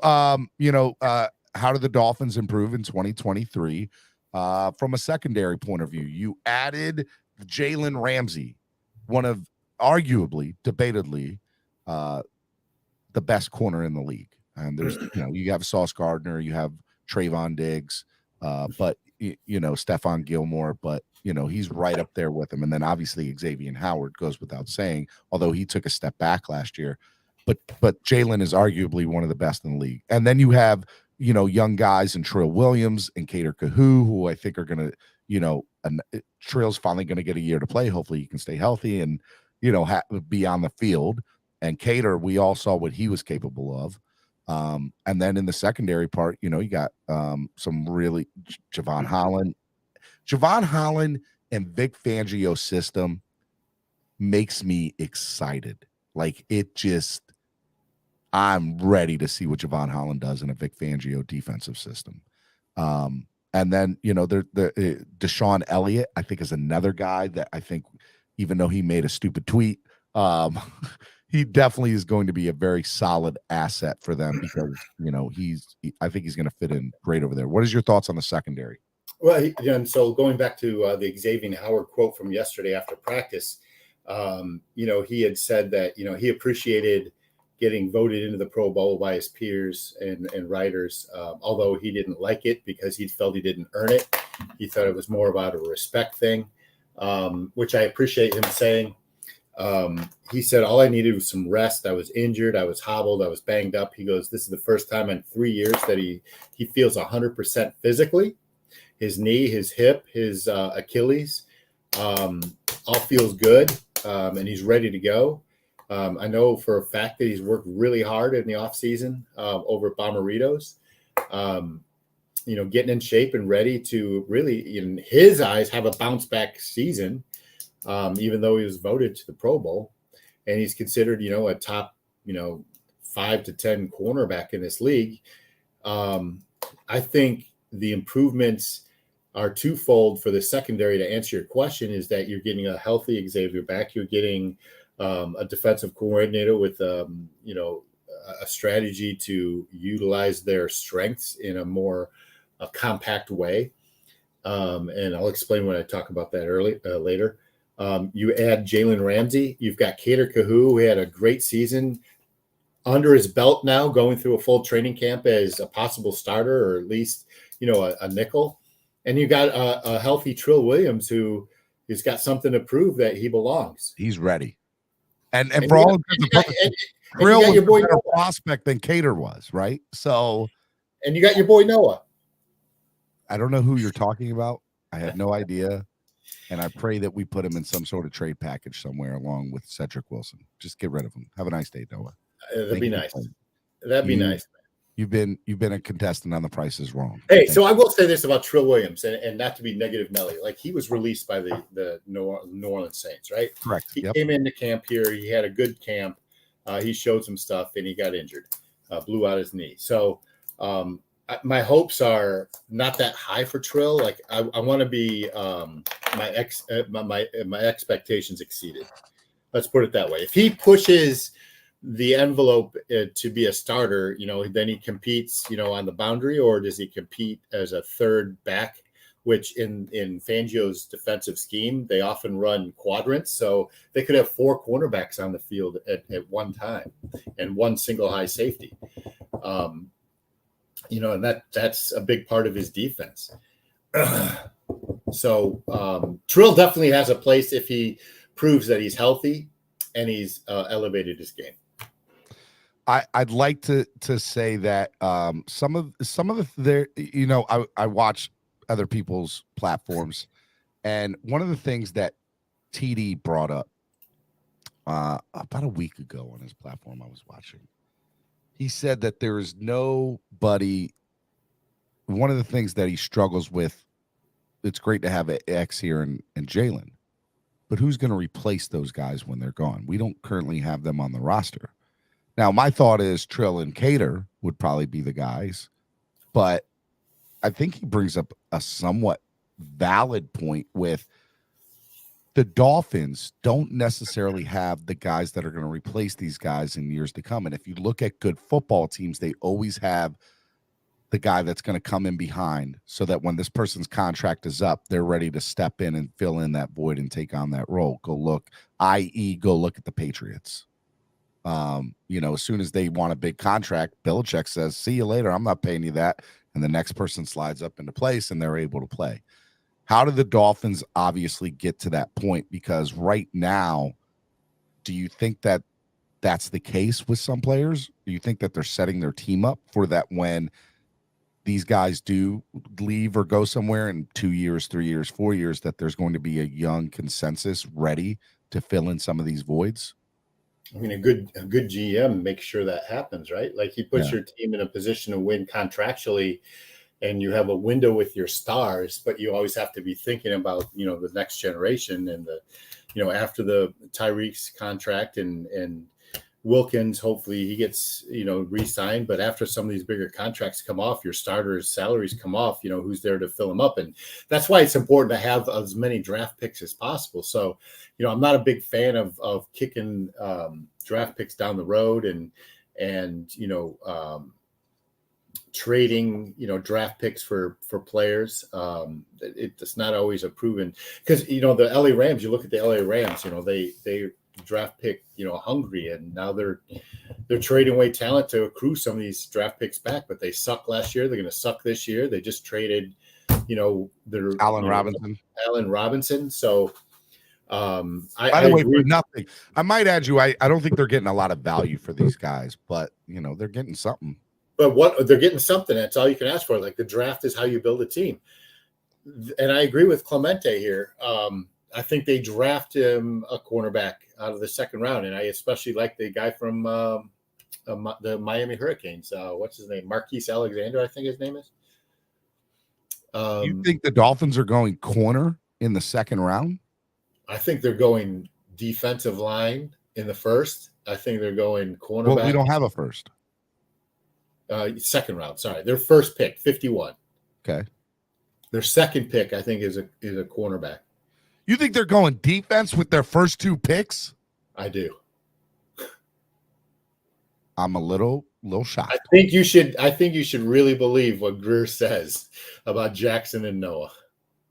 I mean, Jackson and Liam. We're going to get to Chris Greer in a second. Listen, I would prefer drafting one of the stud centers. You the guy from Minnesota, the guy from Wisconsin, I believe it is. I want to see one of those 2 guys drafted and kick Connor Williams to guard and Robert Hunt to right tackle. That's what I want to see done. I don't hold out a lot of hope for that being done. It's no listen, this team needs defensive line. Just to your point, like if they re-sign Wilkins to a longer term 4 or 5 year contract, they are that I can tell you they are negotiating. Seiler is on his last year of his contract. And Drew Rosenhaus has stated on channel when he goes talk to Moser, he stated that they're having discussions too. Like he's making it. The Dolphins have said that there's mutual interest, so that they're having conversations. Davis is on the last year of his rookie contract. So who's behind him? Jason Jenkins is gone. Yep. I liked him too. So you need to fill that void because there's John Jenkins. Jason Jenkins, rest in peace. Sorry. He was the PR director that passed away. John Jenkins. So that's why I'm saying that they drafted kind of an impact guy to take Davis's spot, whether it's, share snaps this year or take over next year. Look, I'll say this. I think that I agree, bro. I agree. If we got to accept the QB position as it is, then we should accept Austin and Iggy, or Austin and Liam, not Iggy. We're going to get to that in a second because I want to get into that, but I have a way of transitioning this. My next thing, how do the Dolphins improve in 2023? For those of you who missed it, we had Coach Brandon Kornblue on earlier this week, which was a great interview. And if you missed any part of it, please go check it out. It was absolutely amazing. Special teams is another way I think the Dolphins improve in 2023.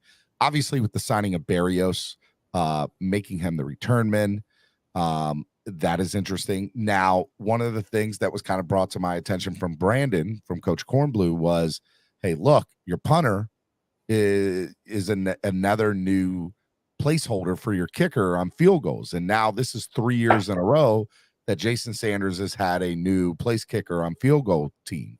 So that's a very interesting, thought process there.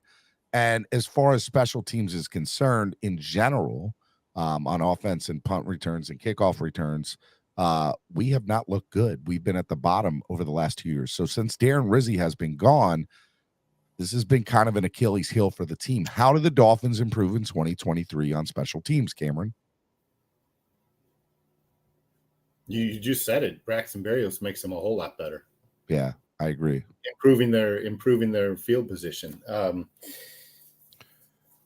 Just getting more athletic and disciplined. But I mean, come on, the whole year last year, we didn't have a legitimate returner that was a threat. We ran out Mostert. We ran out Wilson. We ran out Cedric Wilson. We ran out God knows who else. Waddle and Tyreek. Iggy even returned some kicks. No Igbenogany.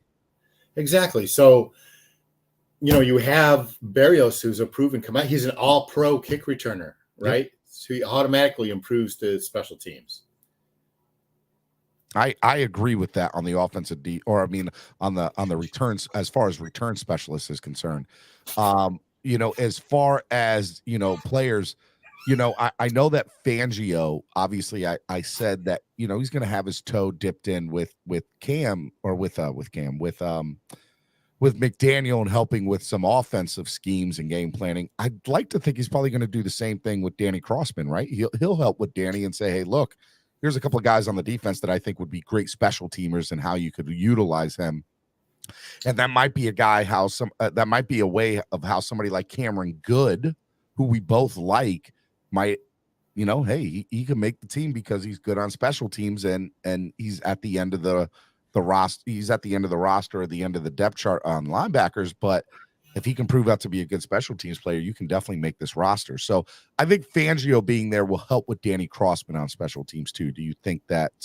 I think that's all part of the equation that happens during OTAs and training camp and pre-games and during the weekly meetings. I think, they always discuss the improvements or the status of their core special teamers and who fits where, how, and do they take away snaps from offense or defense for those guys to be effective on special teams. It's all part of that roster construction that, is famously churning at the bottom, every year throughout the season. So, I don't I'd like think to see another Walt Aikens again. Like Walt Aikens to me made his name on special teams for years, and then got a chance to play on the defensive side of the ball and did well when he was called upon for the most part. But we know he got his start and his chance, and I just don't know who your Walt Aikens is on this team right now. Well, we've had that in Clayton Fedulum. He was brought in as a special teams ace, and he's done his job well. The Easy played, on special teams and played well. I think you're going to see more of that. Channing Tindall. Yep, that's another guy. Yeah, definitely. These guys played special teams. So, too. Yeah. So, the improvement by far is going to be done through the kicking game and through Braxton Berrios, right? So if you got a punter, you trust this punter, and his stats are unreal about. So Bailey, that was the next thing. Like, what do you think about Bailey? He's got an injury background, but he's got a very good. When he's healthy, he can be one of the best punters in the league. Well, he was for 2 years in a row in percentage of down kicks beyond the 10-yard line, inside the 10-yard line. Does it scare you though that Belichick said, "Nah, we're done with you"? Did he say that, or he was, he wasn't on his contract and he signed as a free agent? Well, I see that we signed him away. So, and punters are interchangeable, right? You just find the best guy available, and we say that, but I don't think we should look at it like that, right? Like, I believe Thomas Morstead. I wanted him back. I was pissed off that he signed. Yeah, but so you touched on something very important: how his Thomas Morstead affected Jason Sanders. And they weren't, there was many times throughout the season that they weren't on the same page in terms of handling the snap and getting it down in the position that Jason Sanders wanted. Jason Sanders is public about that. Morstead even said it during the first part of the season, like, we still have work to do, is what Morstead said. And that affected Jason Sanders in the first part of the year. He was miserable. He improved through the latter part of the second half of the season. And it was a direct effect of the practice and the work that they've been putting in. But are we gonna get that all over again with Bailey as the placeholder? I don't know that they don't already have familiarity. I don't know that they already haven't been, been working together. I'm just not sure of that, Stephen. But look, having Brandon Kornblue on, I never thought about that perspective of, look, we've had 3 punters in 3 years, which means 3 placeholders. And if you go back and look at Sanders, some of the issues he's had they haven't missed some of those field goals by much. We're talking, it's not his leg strength. At all. It's angle and curve and all that good stuff. So I buy into what he said.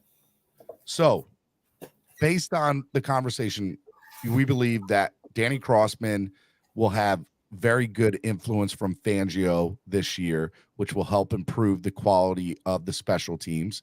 Berrios will be a huge asset to our special teams as the return specialist, because he's already an all-pro. So adding him just makes it, it makes a huge jump from where we were at to now. And then obviously having Jake Bailey come in here as our punter from New England, he's a Pro Bowl punter. He for 2 years straight, he was the best punter in the league, and hopefully he can regain to that form. So it's that low risk, high reward coming off an injury of having a guy, which we know Greer loves that kind of low risk, high reward injury. Injury. If you've had an injury and you want to come back from it, he'll pick you up in a minute. But hopefully that he could also help improve Jason Sanders, and that might be a better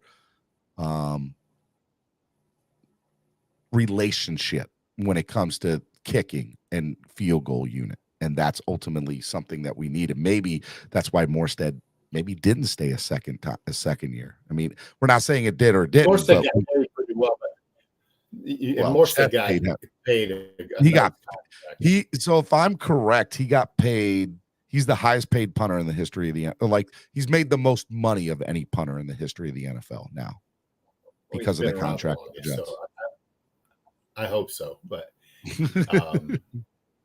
he's been around the longest, so I hope so. But he got paid, and probably, the Dolphins weren't, willing to pay a punter position that much money when really the results are negligible, right? Bailey's going to do just as good, if not better of a job. All right. Miami Sports Music's #1 Miami fan morning show, Clock Blockers. We are talking Miami Dolphins needs of improvement in 2023. We started out on, the offensive side of the ball as far as the coaching is concerned with McDaniel. We talked the coaching on the defensive side of the ball, and we talked special teams. I want to make Greer last. Let's go a couple of players that need to improve this upcoming year. How will Xavier Howard improve in 2023? He came off kind of a, bad, or I don't want to say a bad year, but a year that he's not used to. But I will say there was a lot of injuries on defense, and a lot of the onus was set on him. And he is an aging player. There's just going to be some, he's just not the same player he was 2 years ago, 3 years ago. What, as fans, should we be looking out for as a positive, or something where we're like, man, I know he's aging, but he's still got something, and he's good with this? What should we be looking out with? Well, he touched on it yesterday. He's fully healthy for the first time in 2 years, number one.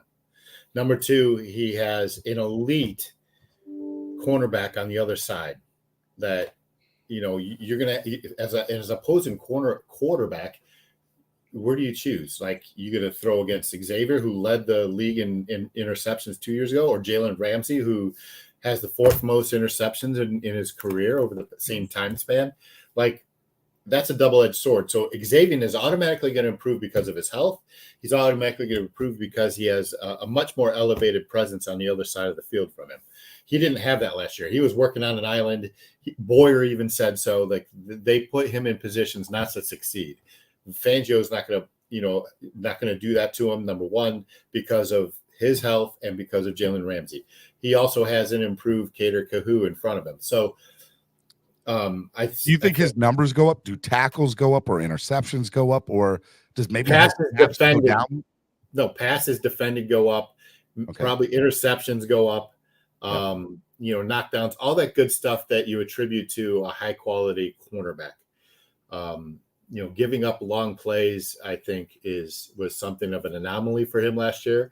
Granted, he is older and slower, and he has knee injury history, but he's also telling us, like, this is the first time in 2 years he's healthy, and he's there's no reason not to believe him on that.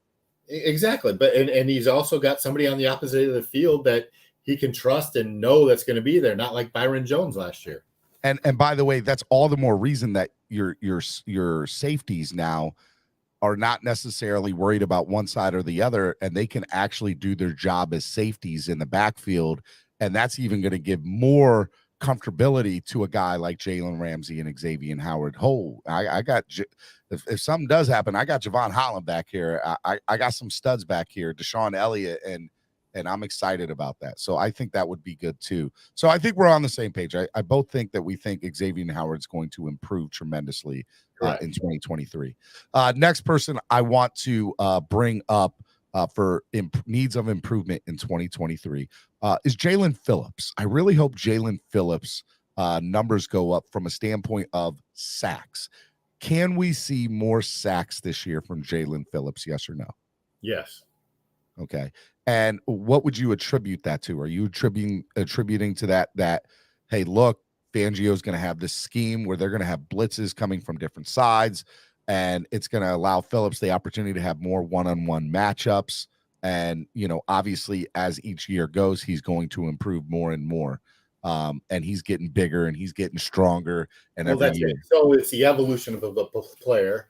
It's the confidence knowing that he, at times dominated last year. So he is naturally set up to take the next step. Also, you're going to have a full off season and a full training camp with Bradley Chubb on the other side, right? And you've got a healthy Agba rather, through training camp. Agba, his absence was evident last year as well. If they bring back Trey Flowers, if they bring back Ingram, I'm not sure. Real quick side note, because I'm talking about, do we bring back Ingram? I'd love to bring back Ingram. He was such an asset for us. And for the right price, you do. Okay. All right. I hope he does come back. They already brought back, and that might be more of a Fangio thing where he has input on that. Maybe he doesn't fit his style. They brought back Van Ginkel right away. And no hesitation on that. And I have to say that I have to think that they had more of the input of Fangio Fangio than anybody else. I agree with that. Okay. Staying on the defensive side of the ball. Christian Wilkins. There's not necessarily much he can do to improve on the great year that he had last year. But yeah, you can pressure the quarterback more. But that's what I was getting at. Can he what are some ways that Christian Wilkins will get opportunities to disrupt the passer in a Vic Fangio defensive scheme? Well, it's hard to say because we know what you said earlier that Fangio, you can't depend on what Fangio did in the past because he's going to have a new style. So we'll see. Just like we talked about Jalen Phillips, Christian Wilkins is going to have to take, is expected to take another step up. I don't know how much more he can improve as far as his tackling ability and his control over the middle of the line. I think he takes the next step by, making more impact in the backfield. Hey, real quick, it is Throwback Thursday, and Luke E, aka Flipside Fishing, sent me this photo, and I'm going to post it on here. It's a photo of him in 1980 when he was a child, a youngin', and look at that logo right there in the small, that Miami Dolphins logo. So Throwback Thursday here. Shout out to Flipside Fishing. That's a pretty cool photo, man. I like that. That robe with the Miami Dolphins logo on it is pretty lit too, with the orange. Dude, he's looking like a tiny Hugh Hefner there. Hey, look at you there, Flipside. I like it, my guy. Hey, all right. I'm gonna put myself I'm gonna stop the cam here because I got a throwback, something that's gonna blow your mind. Hold on. What are we gonna see? All right, while he's doing that, I'm gonna hit the reset. Miami Sports Music's #1 Miami fan morning show, Clock Blockers, right here on the Miami Sports Music Podcast Network. Hit the like button if you haven't done so already. Please hit the like button. It helps. It goes such a long way into helping the channel grow. And if you're able to donate, please donate. Only had one donation today. Come on, bring the donations in. Only if you're able to do it. So, look, it goes such a long way into helping the channel grow, and it helps tremendously. Another thing I want to remind you all too, next week's a big week. It's draft week. We're going to have some really great coverage Tuesday. Or remember, tomorrow we got a great show lined up. Got a special guest. Can't announce who it is, but just know you want to be here tomorrow morning. It's a big deal. It's a big deal. It has to do potentially with the Miami Dolphins. And, I think it might even have an opportunity to make some national headlines too. So we're fingers crossed. That's how big it is tomorrow. Okay. Next week, Tuesday, Hot Take Tuesday with our boy Nando Talk. We're going to be doing some more draft talk. We're going to be doing some more mock drafts. Ooh, I like that jacket, my guy. That's fire. I like it. I like it, man. That's my favorite logo, too. So this was the official team jacket given out to the coaching staff in 1982. And how did you get one, good sir? A friend of mine, she runs a marketing company, was hosting an auction of Dolphins memorabilia for Baptist Health Hospital about 7 years ago. And she kind of didn't include this in the auction and got it for me. Look at you, Cameron. Look at you, my guy. Look at that Money logo. Mitch says that's a fire jacket, man. Nice hat on the left. Fire jacket. I like it, man. Thank you, NFL logo. It's all stitched, and these are Scott says you're such a show off, Cam. I mean, it's pretty damn cool. I've been waiting for the right moment to break it out, and wear it. But I thought, since Throwback Thursday, and you guys. Andrevi says 1982. We didn't even use that logo till 97. No, that's not true. This logo this is the old Throwback logo. This is the original Throwback logo. I like it. I'm calling Cap. Andre says he doesn't believe you. He's calling Cap. Doesn't matter. It's a dope ass jacket anyway. Hey man, I just had to show it off. It's pretty cool. All right. Another thing that I think is interesting when it comes to the Miami Dolphins improving needs in areas of improvement needs in 2023. How does Chris Greer factor into needs of 2023? How does he improve in 2023? I mean, duh, he already did it with Jalen Ramsey and Braxton Berrios. Yep. He signed Mike White, which I like a lot. Mm-hmm. Um, Do you think his pride is in the way on the offensive line with Austin Jackson?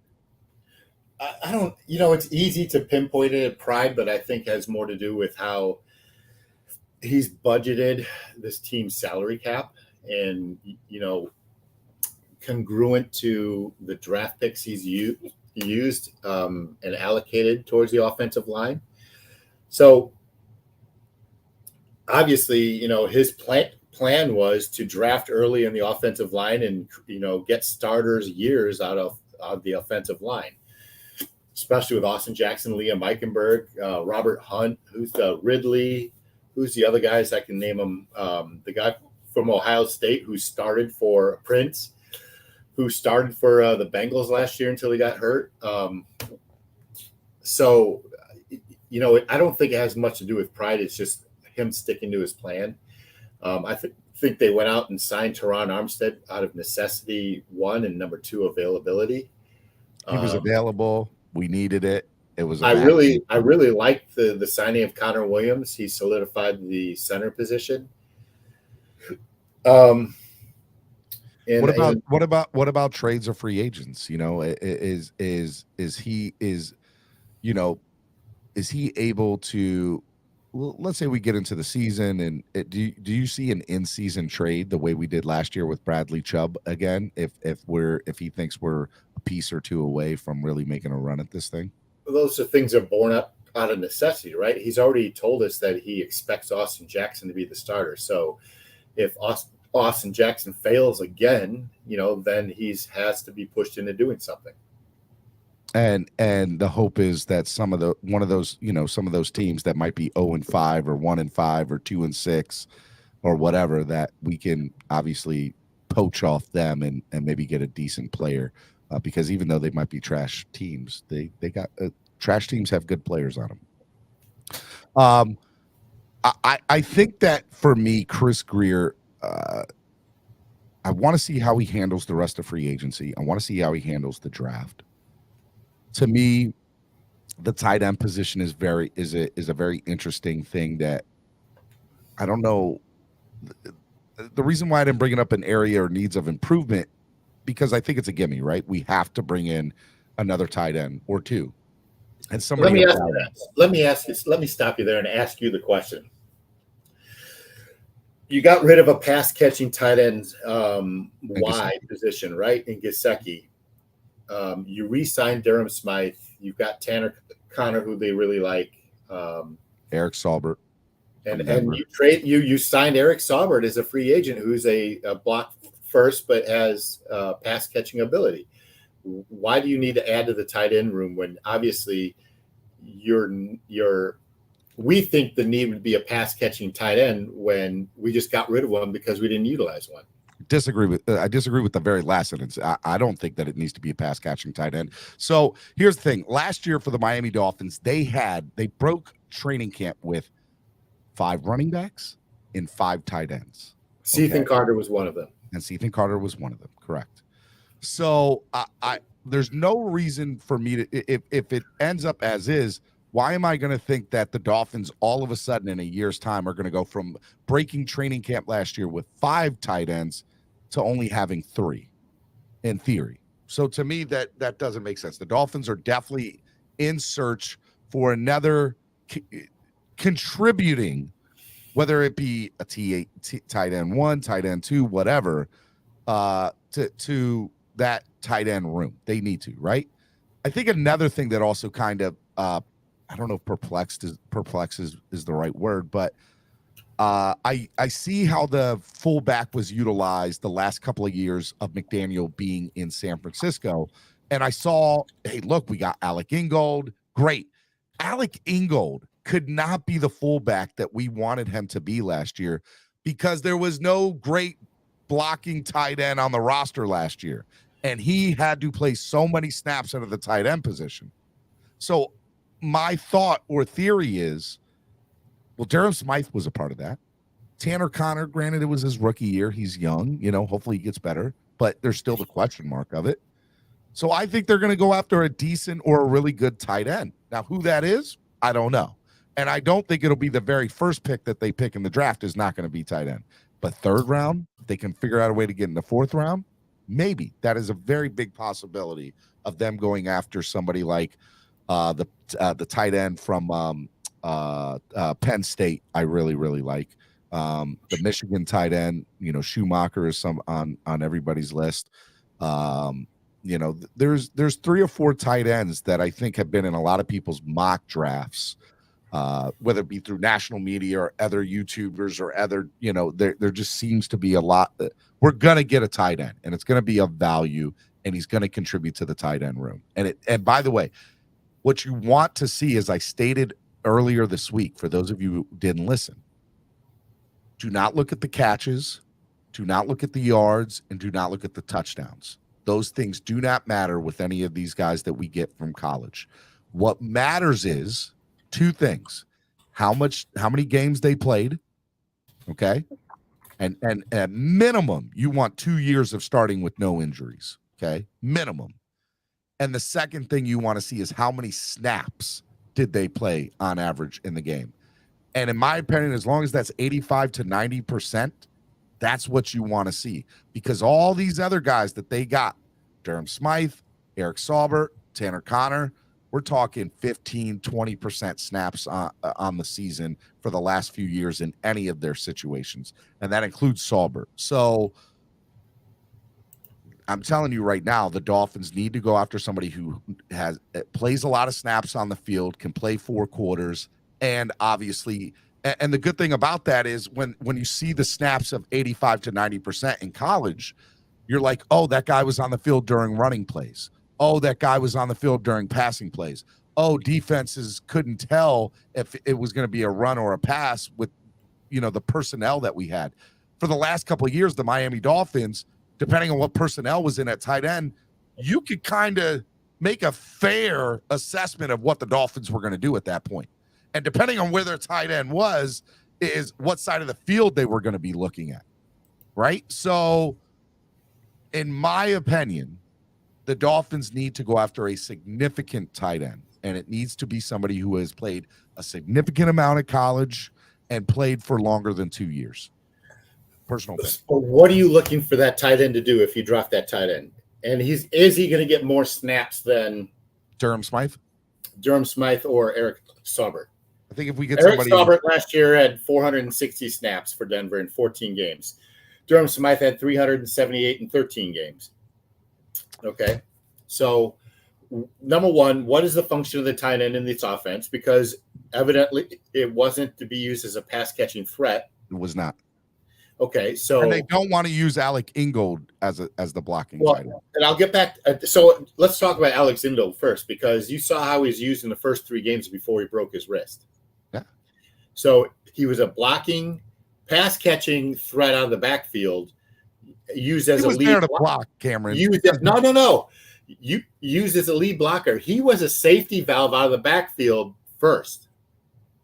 That's how he should have been utilized. That's how they wanted to utilize him. As a safety valve receiver first, who is a lead blocker on run plays, yes, and off tackle. Right. Correct. So I have a hard time lumping him in with the tight ends because he's not a tight end. He played a lot of snaps at tight end. Well, and I'm saying that because he played a lot of snaps as a blocking tight end because he couldn't catch the ball because of his broken wrist.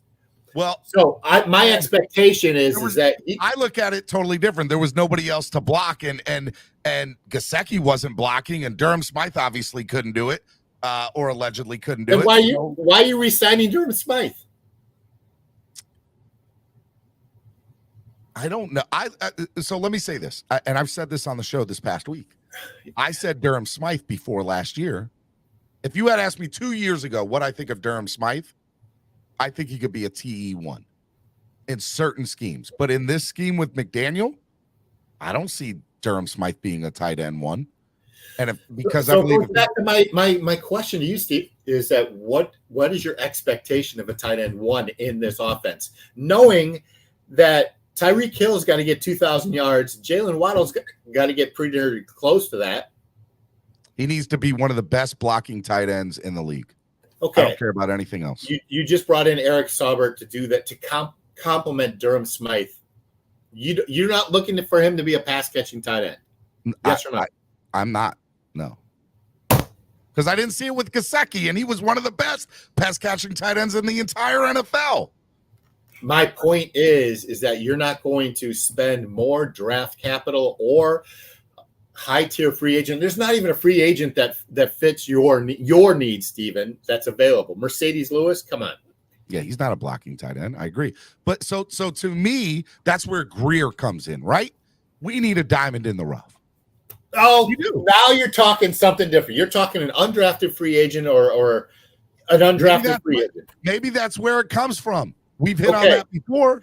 Yeah, you got Tanner Connor. You're developing that guy. Here's what I am confident. Whether it's through free agency, whether it's through undrafted free agents, or whether it's specifically through the draft, whether we bring in, no matter how many, whether we bring in 2 tight ends, 1 to 3 tight ends, I think we're going to bring in 2 to 3 tight ends in some way, shape, or form, because you have to for training camp bodies, right? So I think we'll bring in 2 to 3 tight ends. And out of those 2, a majority of those tight ends, maybe not every single one of them, but a majority of those tight ends will have played a majority of their snaps in college, and will have, and that tells you right there that they can be in, whether that's passing or running, which is great.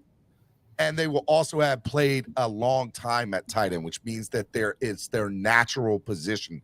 It's something that you don't have to necessarily teach them. And that's what I believe McDaniel wants from his tight end position. He wants a natural tight end. He wants somebody that can block. And if I need to, he can go out on an out route or go out and jump up and go get the ball, on a 3rd and short or a red zone. That's what he's looking for, because he never utilized once Gesicki the way that he should have been utilized. And that's fine. I can live with that. With a top 10 offense, so be it. That's what you decided to do with Gesicki. And I don't think he was a true tight end anyway. But neither here or there. I can tell you right now, when Gesicki plays on New England this year, it's pass. 90% of the plays that Gesicki goes in on will be passes. And you should just put that in your mind. Who cares about New England? We're talking about Miami right now. I understand. Let me tell you this. Last year, the Miami Dolphins in Mike McDaniel's offense, their tight end snap counts were dominated by 2 players, because they ran 73% of their offensive schemes with 2 tight end sets. They did. Durham Smythe inside, Gesicki outside, or both on the ends, and one ran in motion, most likely Gesicki. Yep. Durham Smythe had 75 more snap counts than Mike Gesicki. Mike Gesicki accounted for 5 touchdowns, not including the playoffs. Durham Smythe won. My point in saying this is that the function of the tight end is block first, pass catch second. Yep. They're probably yeah, but I'm saying my point is that you don't need to spend high draft capital on a tight end who's not going to the function of that's not in the function of this offense. You got George Kittle there. You want to find a George Kittle. God bless you. George Kittle is one of the top 5 blocking tight ends. He's also the top 3 pass catching tight ends. I would say besides Kelsey, he's the second best tight end in the league besides Kelsey. Besides Dalton, he's behind Dalton Schultz too. And you can argue Mark Andrews. Yeah, I guess you could. But so I love Kittle. He's a top 5 tight end. My point is that all of those teams I just mentioned, except for even Kansas City without Tyreek Hill, don't have Tyreek Hill and Jalen Waddle. Those are your first 2 pass catching options.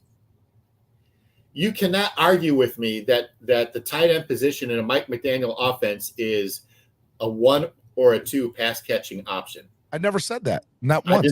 I didn't say you did. Okay. But what I'm saying, it substantiates my argument, is that you don't need to waste draft capital on a pass catching tight end who can block, because that function is not there in this offense. So here's a question I have for you after training camp. The Dolphins broke camp with 5 tight ends last year. Did they do that because it was a necessity and they needed to figure out what they had and they didn't have enough time through training camp to figure it out? Or did they do that because the scheme fits that hey, I need a quality amount of tight ends? If that is the case, I think it is the case for a couple of reasons. I think it is the case for a couple of reasons. They really like Tanner Conner, number 1.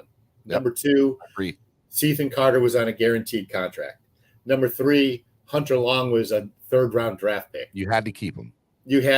And all 3 of those guys played meaningful snaps in special teams. So you couldn't deny Tanner Conner's raw natural ability. There was a lot to like, and he thinks if he goes somewhere else, he's going to flourish somewhere else.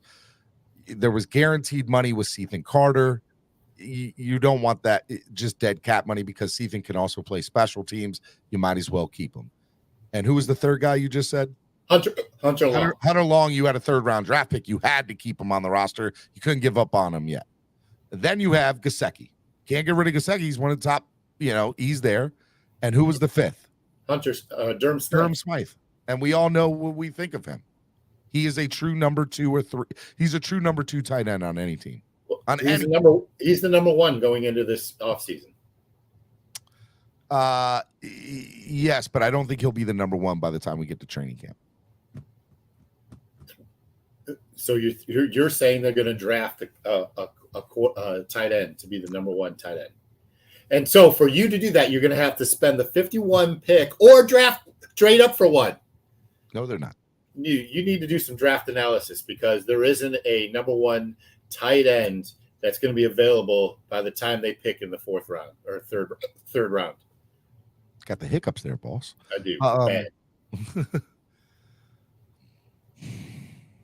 I'm going to talk about that more on Tuesday. Let me do. I think it's fair. I think it's a conversation we should keep going. Cam, what do you expect from Steven when he thinks LeBum is the GOAT? He has horrible takes anyway. LMAO. Whatever.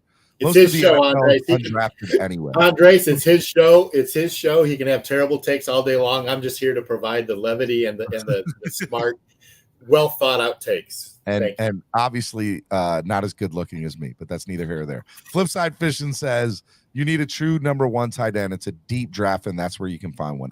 That's what I think. I think it's a deep tight end draft. But it's only deep. Like it's deep until the 2nd or 3rd round, right? Like, you're not going to find a starter past the 3rd round that's going to be your number 1 tight end. That's going to come in and beat Durham Smythe. If you asked me 3 weeks ago, I would have said Brenton Strange is probably at the top of their list, and it probably still is. But I have been adamant to saying that the tight end does not need to be their first pick. All right. Does not need to be their first pick. But if Brenton Strange is going high up on everybody's draft board, he's moving up on people's mock drafts and draft boards. And he's there come 3rd round, or if he's going to be there at 2nd, I could see the Dolphins trading back into the 2nd to go get him. So here's a name for you that if hypothetically if the Dolphins and Chris Greer are listening to your show and thinking, man, Steven's a smart guy, I think I'm going to draft my tight end with the number 51 pick. I'm not saying that. Never said that. But no, that all right. So let me rephrase that. Like, Steven is telling me I have to find my starting tight end in the draft. Yes. You're not going to do that by drafting where the Dolphins are drafting. It is a deep draft, bro. Dude, a deep draft. The people in the chat are calling for Zach Kuntz. You know where he's going to be drafted? In the 6th and 7th round. And Zach Kuntz, I think, is a better prospect than he's a project. Than Eric Saubert. You're high. So be it. It's 420. Eric Saubert played 575 here. Hold on. Eric Saubert was an afterthought on Denver's horrific offense last year. Afterthought, he played 16 games and had 580 snaps. On a trash offense to begin with, Cameron. Steven, you're missing the point. My point is that you're not going to draft somebody in the 6th or 7th round who's going to come in and have 570 snaps.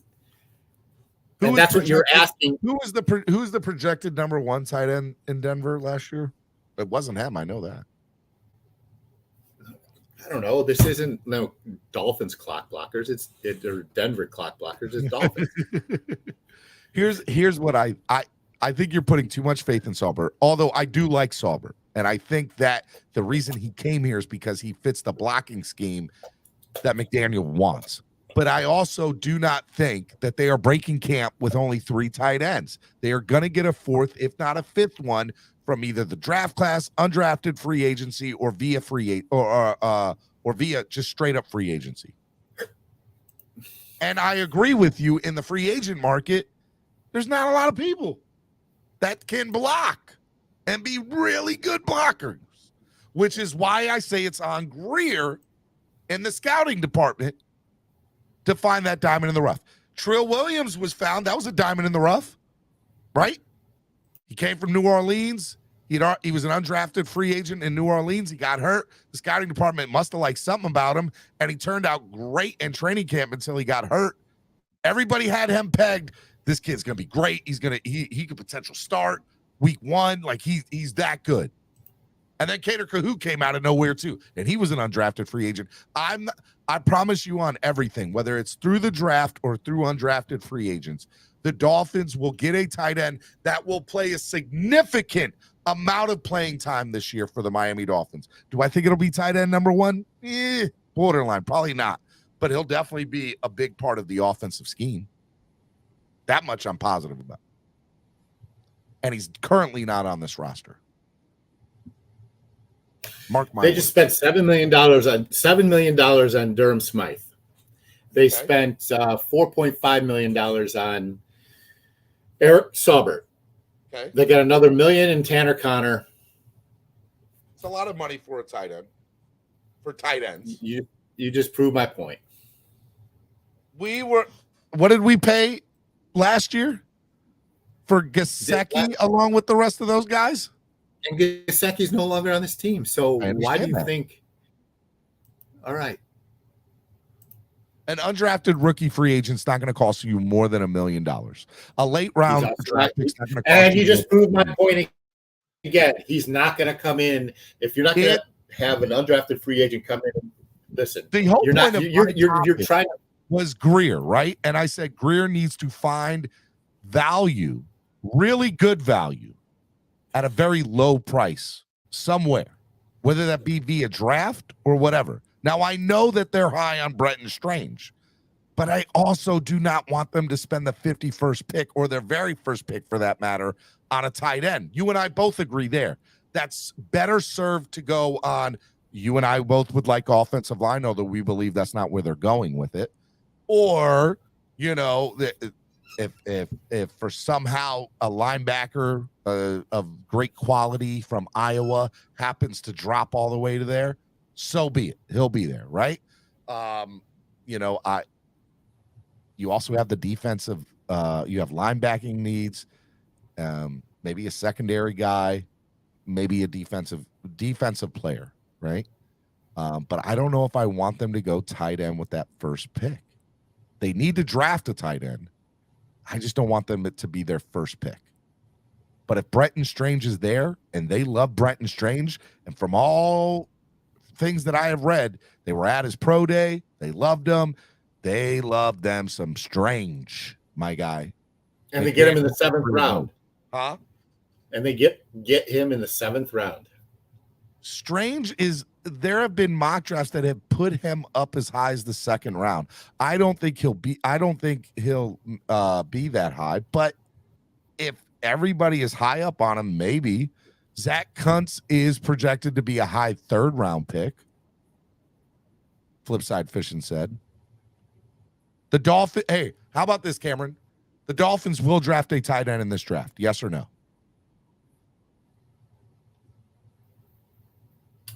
I say yes with a caveat that the only way they draft a tight end is if they move back from 51 or they pick up an extra draft pick or two through a trade of Cedric Wilson or Noah, and then they use that pick to use. I don't think it's one of their top So 4 your priorities. caveat is they gain an extra draft pick some way, somehow. So And- they go from 4 draft picks to 5 minimum. Yes. Okay. I'm going to tell you, no matter what, the Dolphins will draft a tight end. We're going to see who's right on draft night, and it's going to be a lot of fun. You're going to owe me a pizza. It's going to be a lot of fun. It's going to be good. As long as that's that pizza that you got last time. That pizza, what's that pizza place? We'll give them some free advertising. That best pizza place I've ever been to. Or I've ate down in South Florida. Johnny, the one you ate most of the pie at my house? Yeah, it was. I don't care. You're not going to fat shame me. It was a great pizza, my guy. I loved every second of it. You just said you're not going to fat shame me. Okay, you're not going to do that. Not with that pizza. That was like real New York pizza in South Florida. Or the closest thing to it. Gianni's in Plantation. Giannis. Yeah, Gianni's in Plantation. Shout out to you all. You got some. Johnny Pizza Center. Good pizza. Yeah, very good pizza. All right, Miami Sports Music's #1 Miami fan morning show, Clock Blockers, right here on the Miami Sports Music Podcast Network. Tomorrow morning, great, huge, humongous show. Be here tomorrow. I cannot tell you what it is. All I can tell you is tell all your Dolphins friends to be here because it could. How about this? It could directly impact the Miami Dolphins. Not yet, but it could. And I think it's probably one of the biggest guests we've ever had on the show, if not the biggest. And we're working on some big ones. And I think you guys over the next few weeks are going to be very happy with some of the stuff we got planned going on. And tomorrow, I also plan to announce what we're doing on draft night and how that's all going to work. And let me tell you, Cameron was going to go out and he said he's staying in because it's that big. It's that big. It's that big. It's huge. It's humongous. That's how big draft night's going to be here on Miami Sports Music Podcast Network. It's great. Okay. All right. Your final thought of the day, Cameron. Final thought of the day. Has nothing to do with football. I cannot wait till Saturday night so I can watch LeBron play 23 minutes and go 3 for 72 shooting because he's gonna chuck up everything inside the half court line. Okay. You think he's gonna turn back the clock? Dylan Brooks, I am ready for the smoke, my guy. Don't you ever put that man's name in your mouth again. LeBron's about to drop buckets on Saturday night. My man said, I don't have no respect. He old. I don't have no respect for somebody who hasn't dropped 40 on me. Why would you say something stupid like that? Are you crazy? Do you think he's going to turn back the clock? The only thing he's turning back is the miracle spray on that hairline. Cameron, I promise you on everything, he's dropping over 40 points. It's going to happen. And when it does, I need TNT. Who's doing? Is ESPN got the stupid game on Saturday night? Damn, I hate ESPN's coverage of the NBA playoffs. Love it. I love TNT's coverage. Dang on it. All right, fine. But ESPN better have that camera where they're like, I can't wait until Bills fans are banned for a full month. That's right. If LeBron drops 40 on Saturday night, no Bills fans next month. Not one for the entire month, from the first day to the last day of the month. You're gonna Uber Eats me up in the chat, and you're gonna see them in the chat. Hey, when he goes 3 for 72 with 16 points and 2 rebounds and 5 fouls, you're gonna Uber Eats me a pizza from Johnny's. No, I'm not. I'm definitely not gonna do that. Sure we only got one donation today. I can't afford to do that. If people want to donate and they like the channel and want to help the channel grow, they can always donate, and maybe it'll happen. Here we go. Sidebar. Somebody in the chat said draft Payne Durham from Purdue as the tight end, right in the lower rounds. Steven, you couldn't get through a whole season if they did, knowing that you'd have to figure out if it's Payne Durham start or Durham Smythe. I know what Durham's going to start, buddy. I promise you, cuz. Let's go. Final Well, it was for LeBron doesn't drop 40. Now, if he does, LeBron is dropping 40. If he doesn't drop 40, then a Bills fit. Oh, what is it? Time out. What is it? Now I'm confused. Somebody did just say that. Was the original thing if he drops 40 or if he does not? Okay. If LeBron does not drop 40, no Bills fan for a month. That's what it is. Okay. Thank you for clarifying that. Here you go. Bonjo, if LeBron scores under 40 on Saturday, I got Bills fans banned for the panel for the month of May. There you go. There it goes. Noob did it. Y'all can thank Noob. And y'all can donate to the channel and help the channel grow and be absolutely amazing people and awesome. So speaking of Noob, my final thought of the day is go watch the Chicago Cubs. They are hot. Noob, I'll be there. I'll be there in Wrigley Field next Tuesday watching the Padres and the Cubs. Night game. Noob, are you going to go meet Cameron next Tuesday at Wrigley Field? Left field bleachers, come on. Noob says, I will donate in May while they're banned.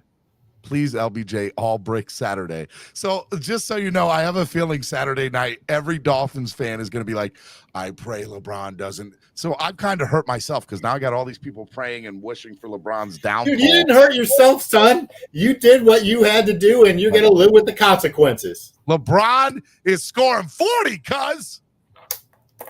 You know how insufferable you're going to be Monday morning when he drops 50?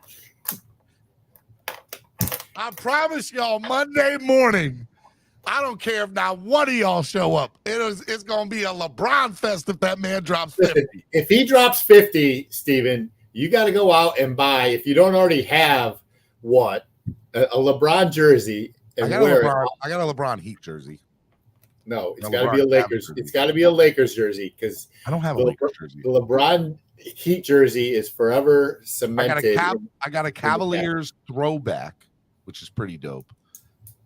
Jersey, old school Cavs throwback jersey, and I have a LeBron James Heat jersey, but I do not have a Lakers jersey. But I do have a Lakers hat, and I do have a Miami Heat hat, and I do have a Cleveland Cavaliers hat. You got to read that.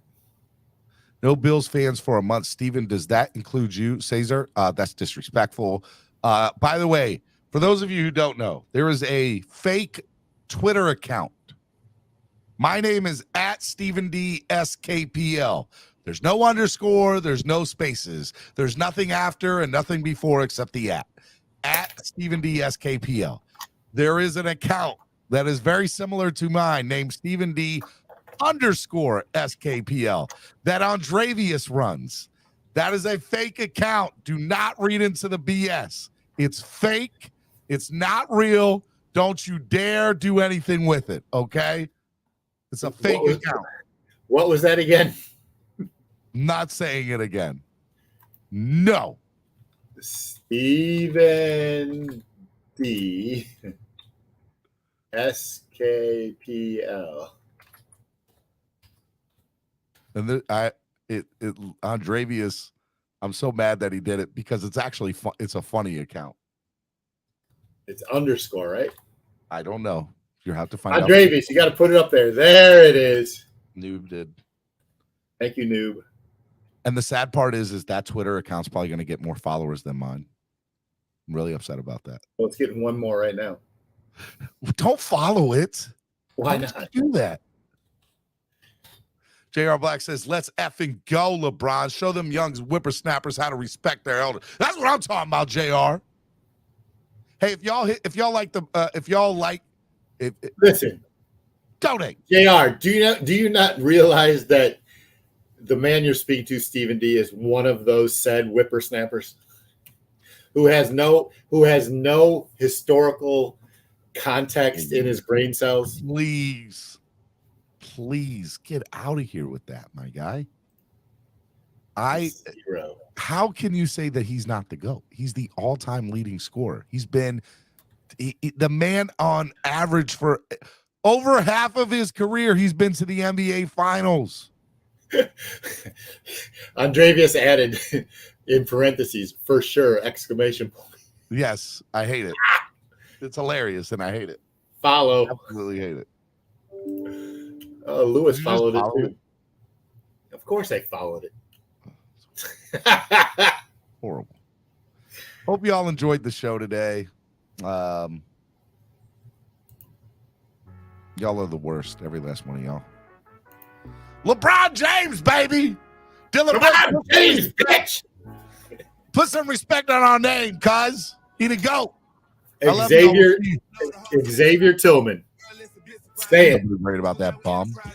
Xavier Tillman. Wayne D Say says it. King James gonna fake a foul to get the line and make it 40, and then he's gonna miss the free throw. Bro, I'll be so mad if that happens. So bad. All right, y'all come back tomorrow. Tell your friends. Big show, major show tomorrow. I love y'all. We'll see y'all right here on the Miami Sports Music Podcast Network. Peace. Peace out. Knowing when to switch. This year we got the golden pick. Time to see what that pick about. Bad vibes get sent out. Only fans up in this house. We've been waiting, yeah, we've been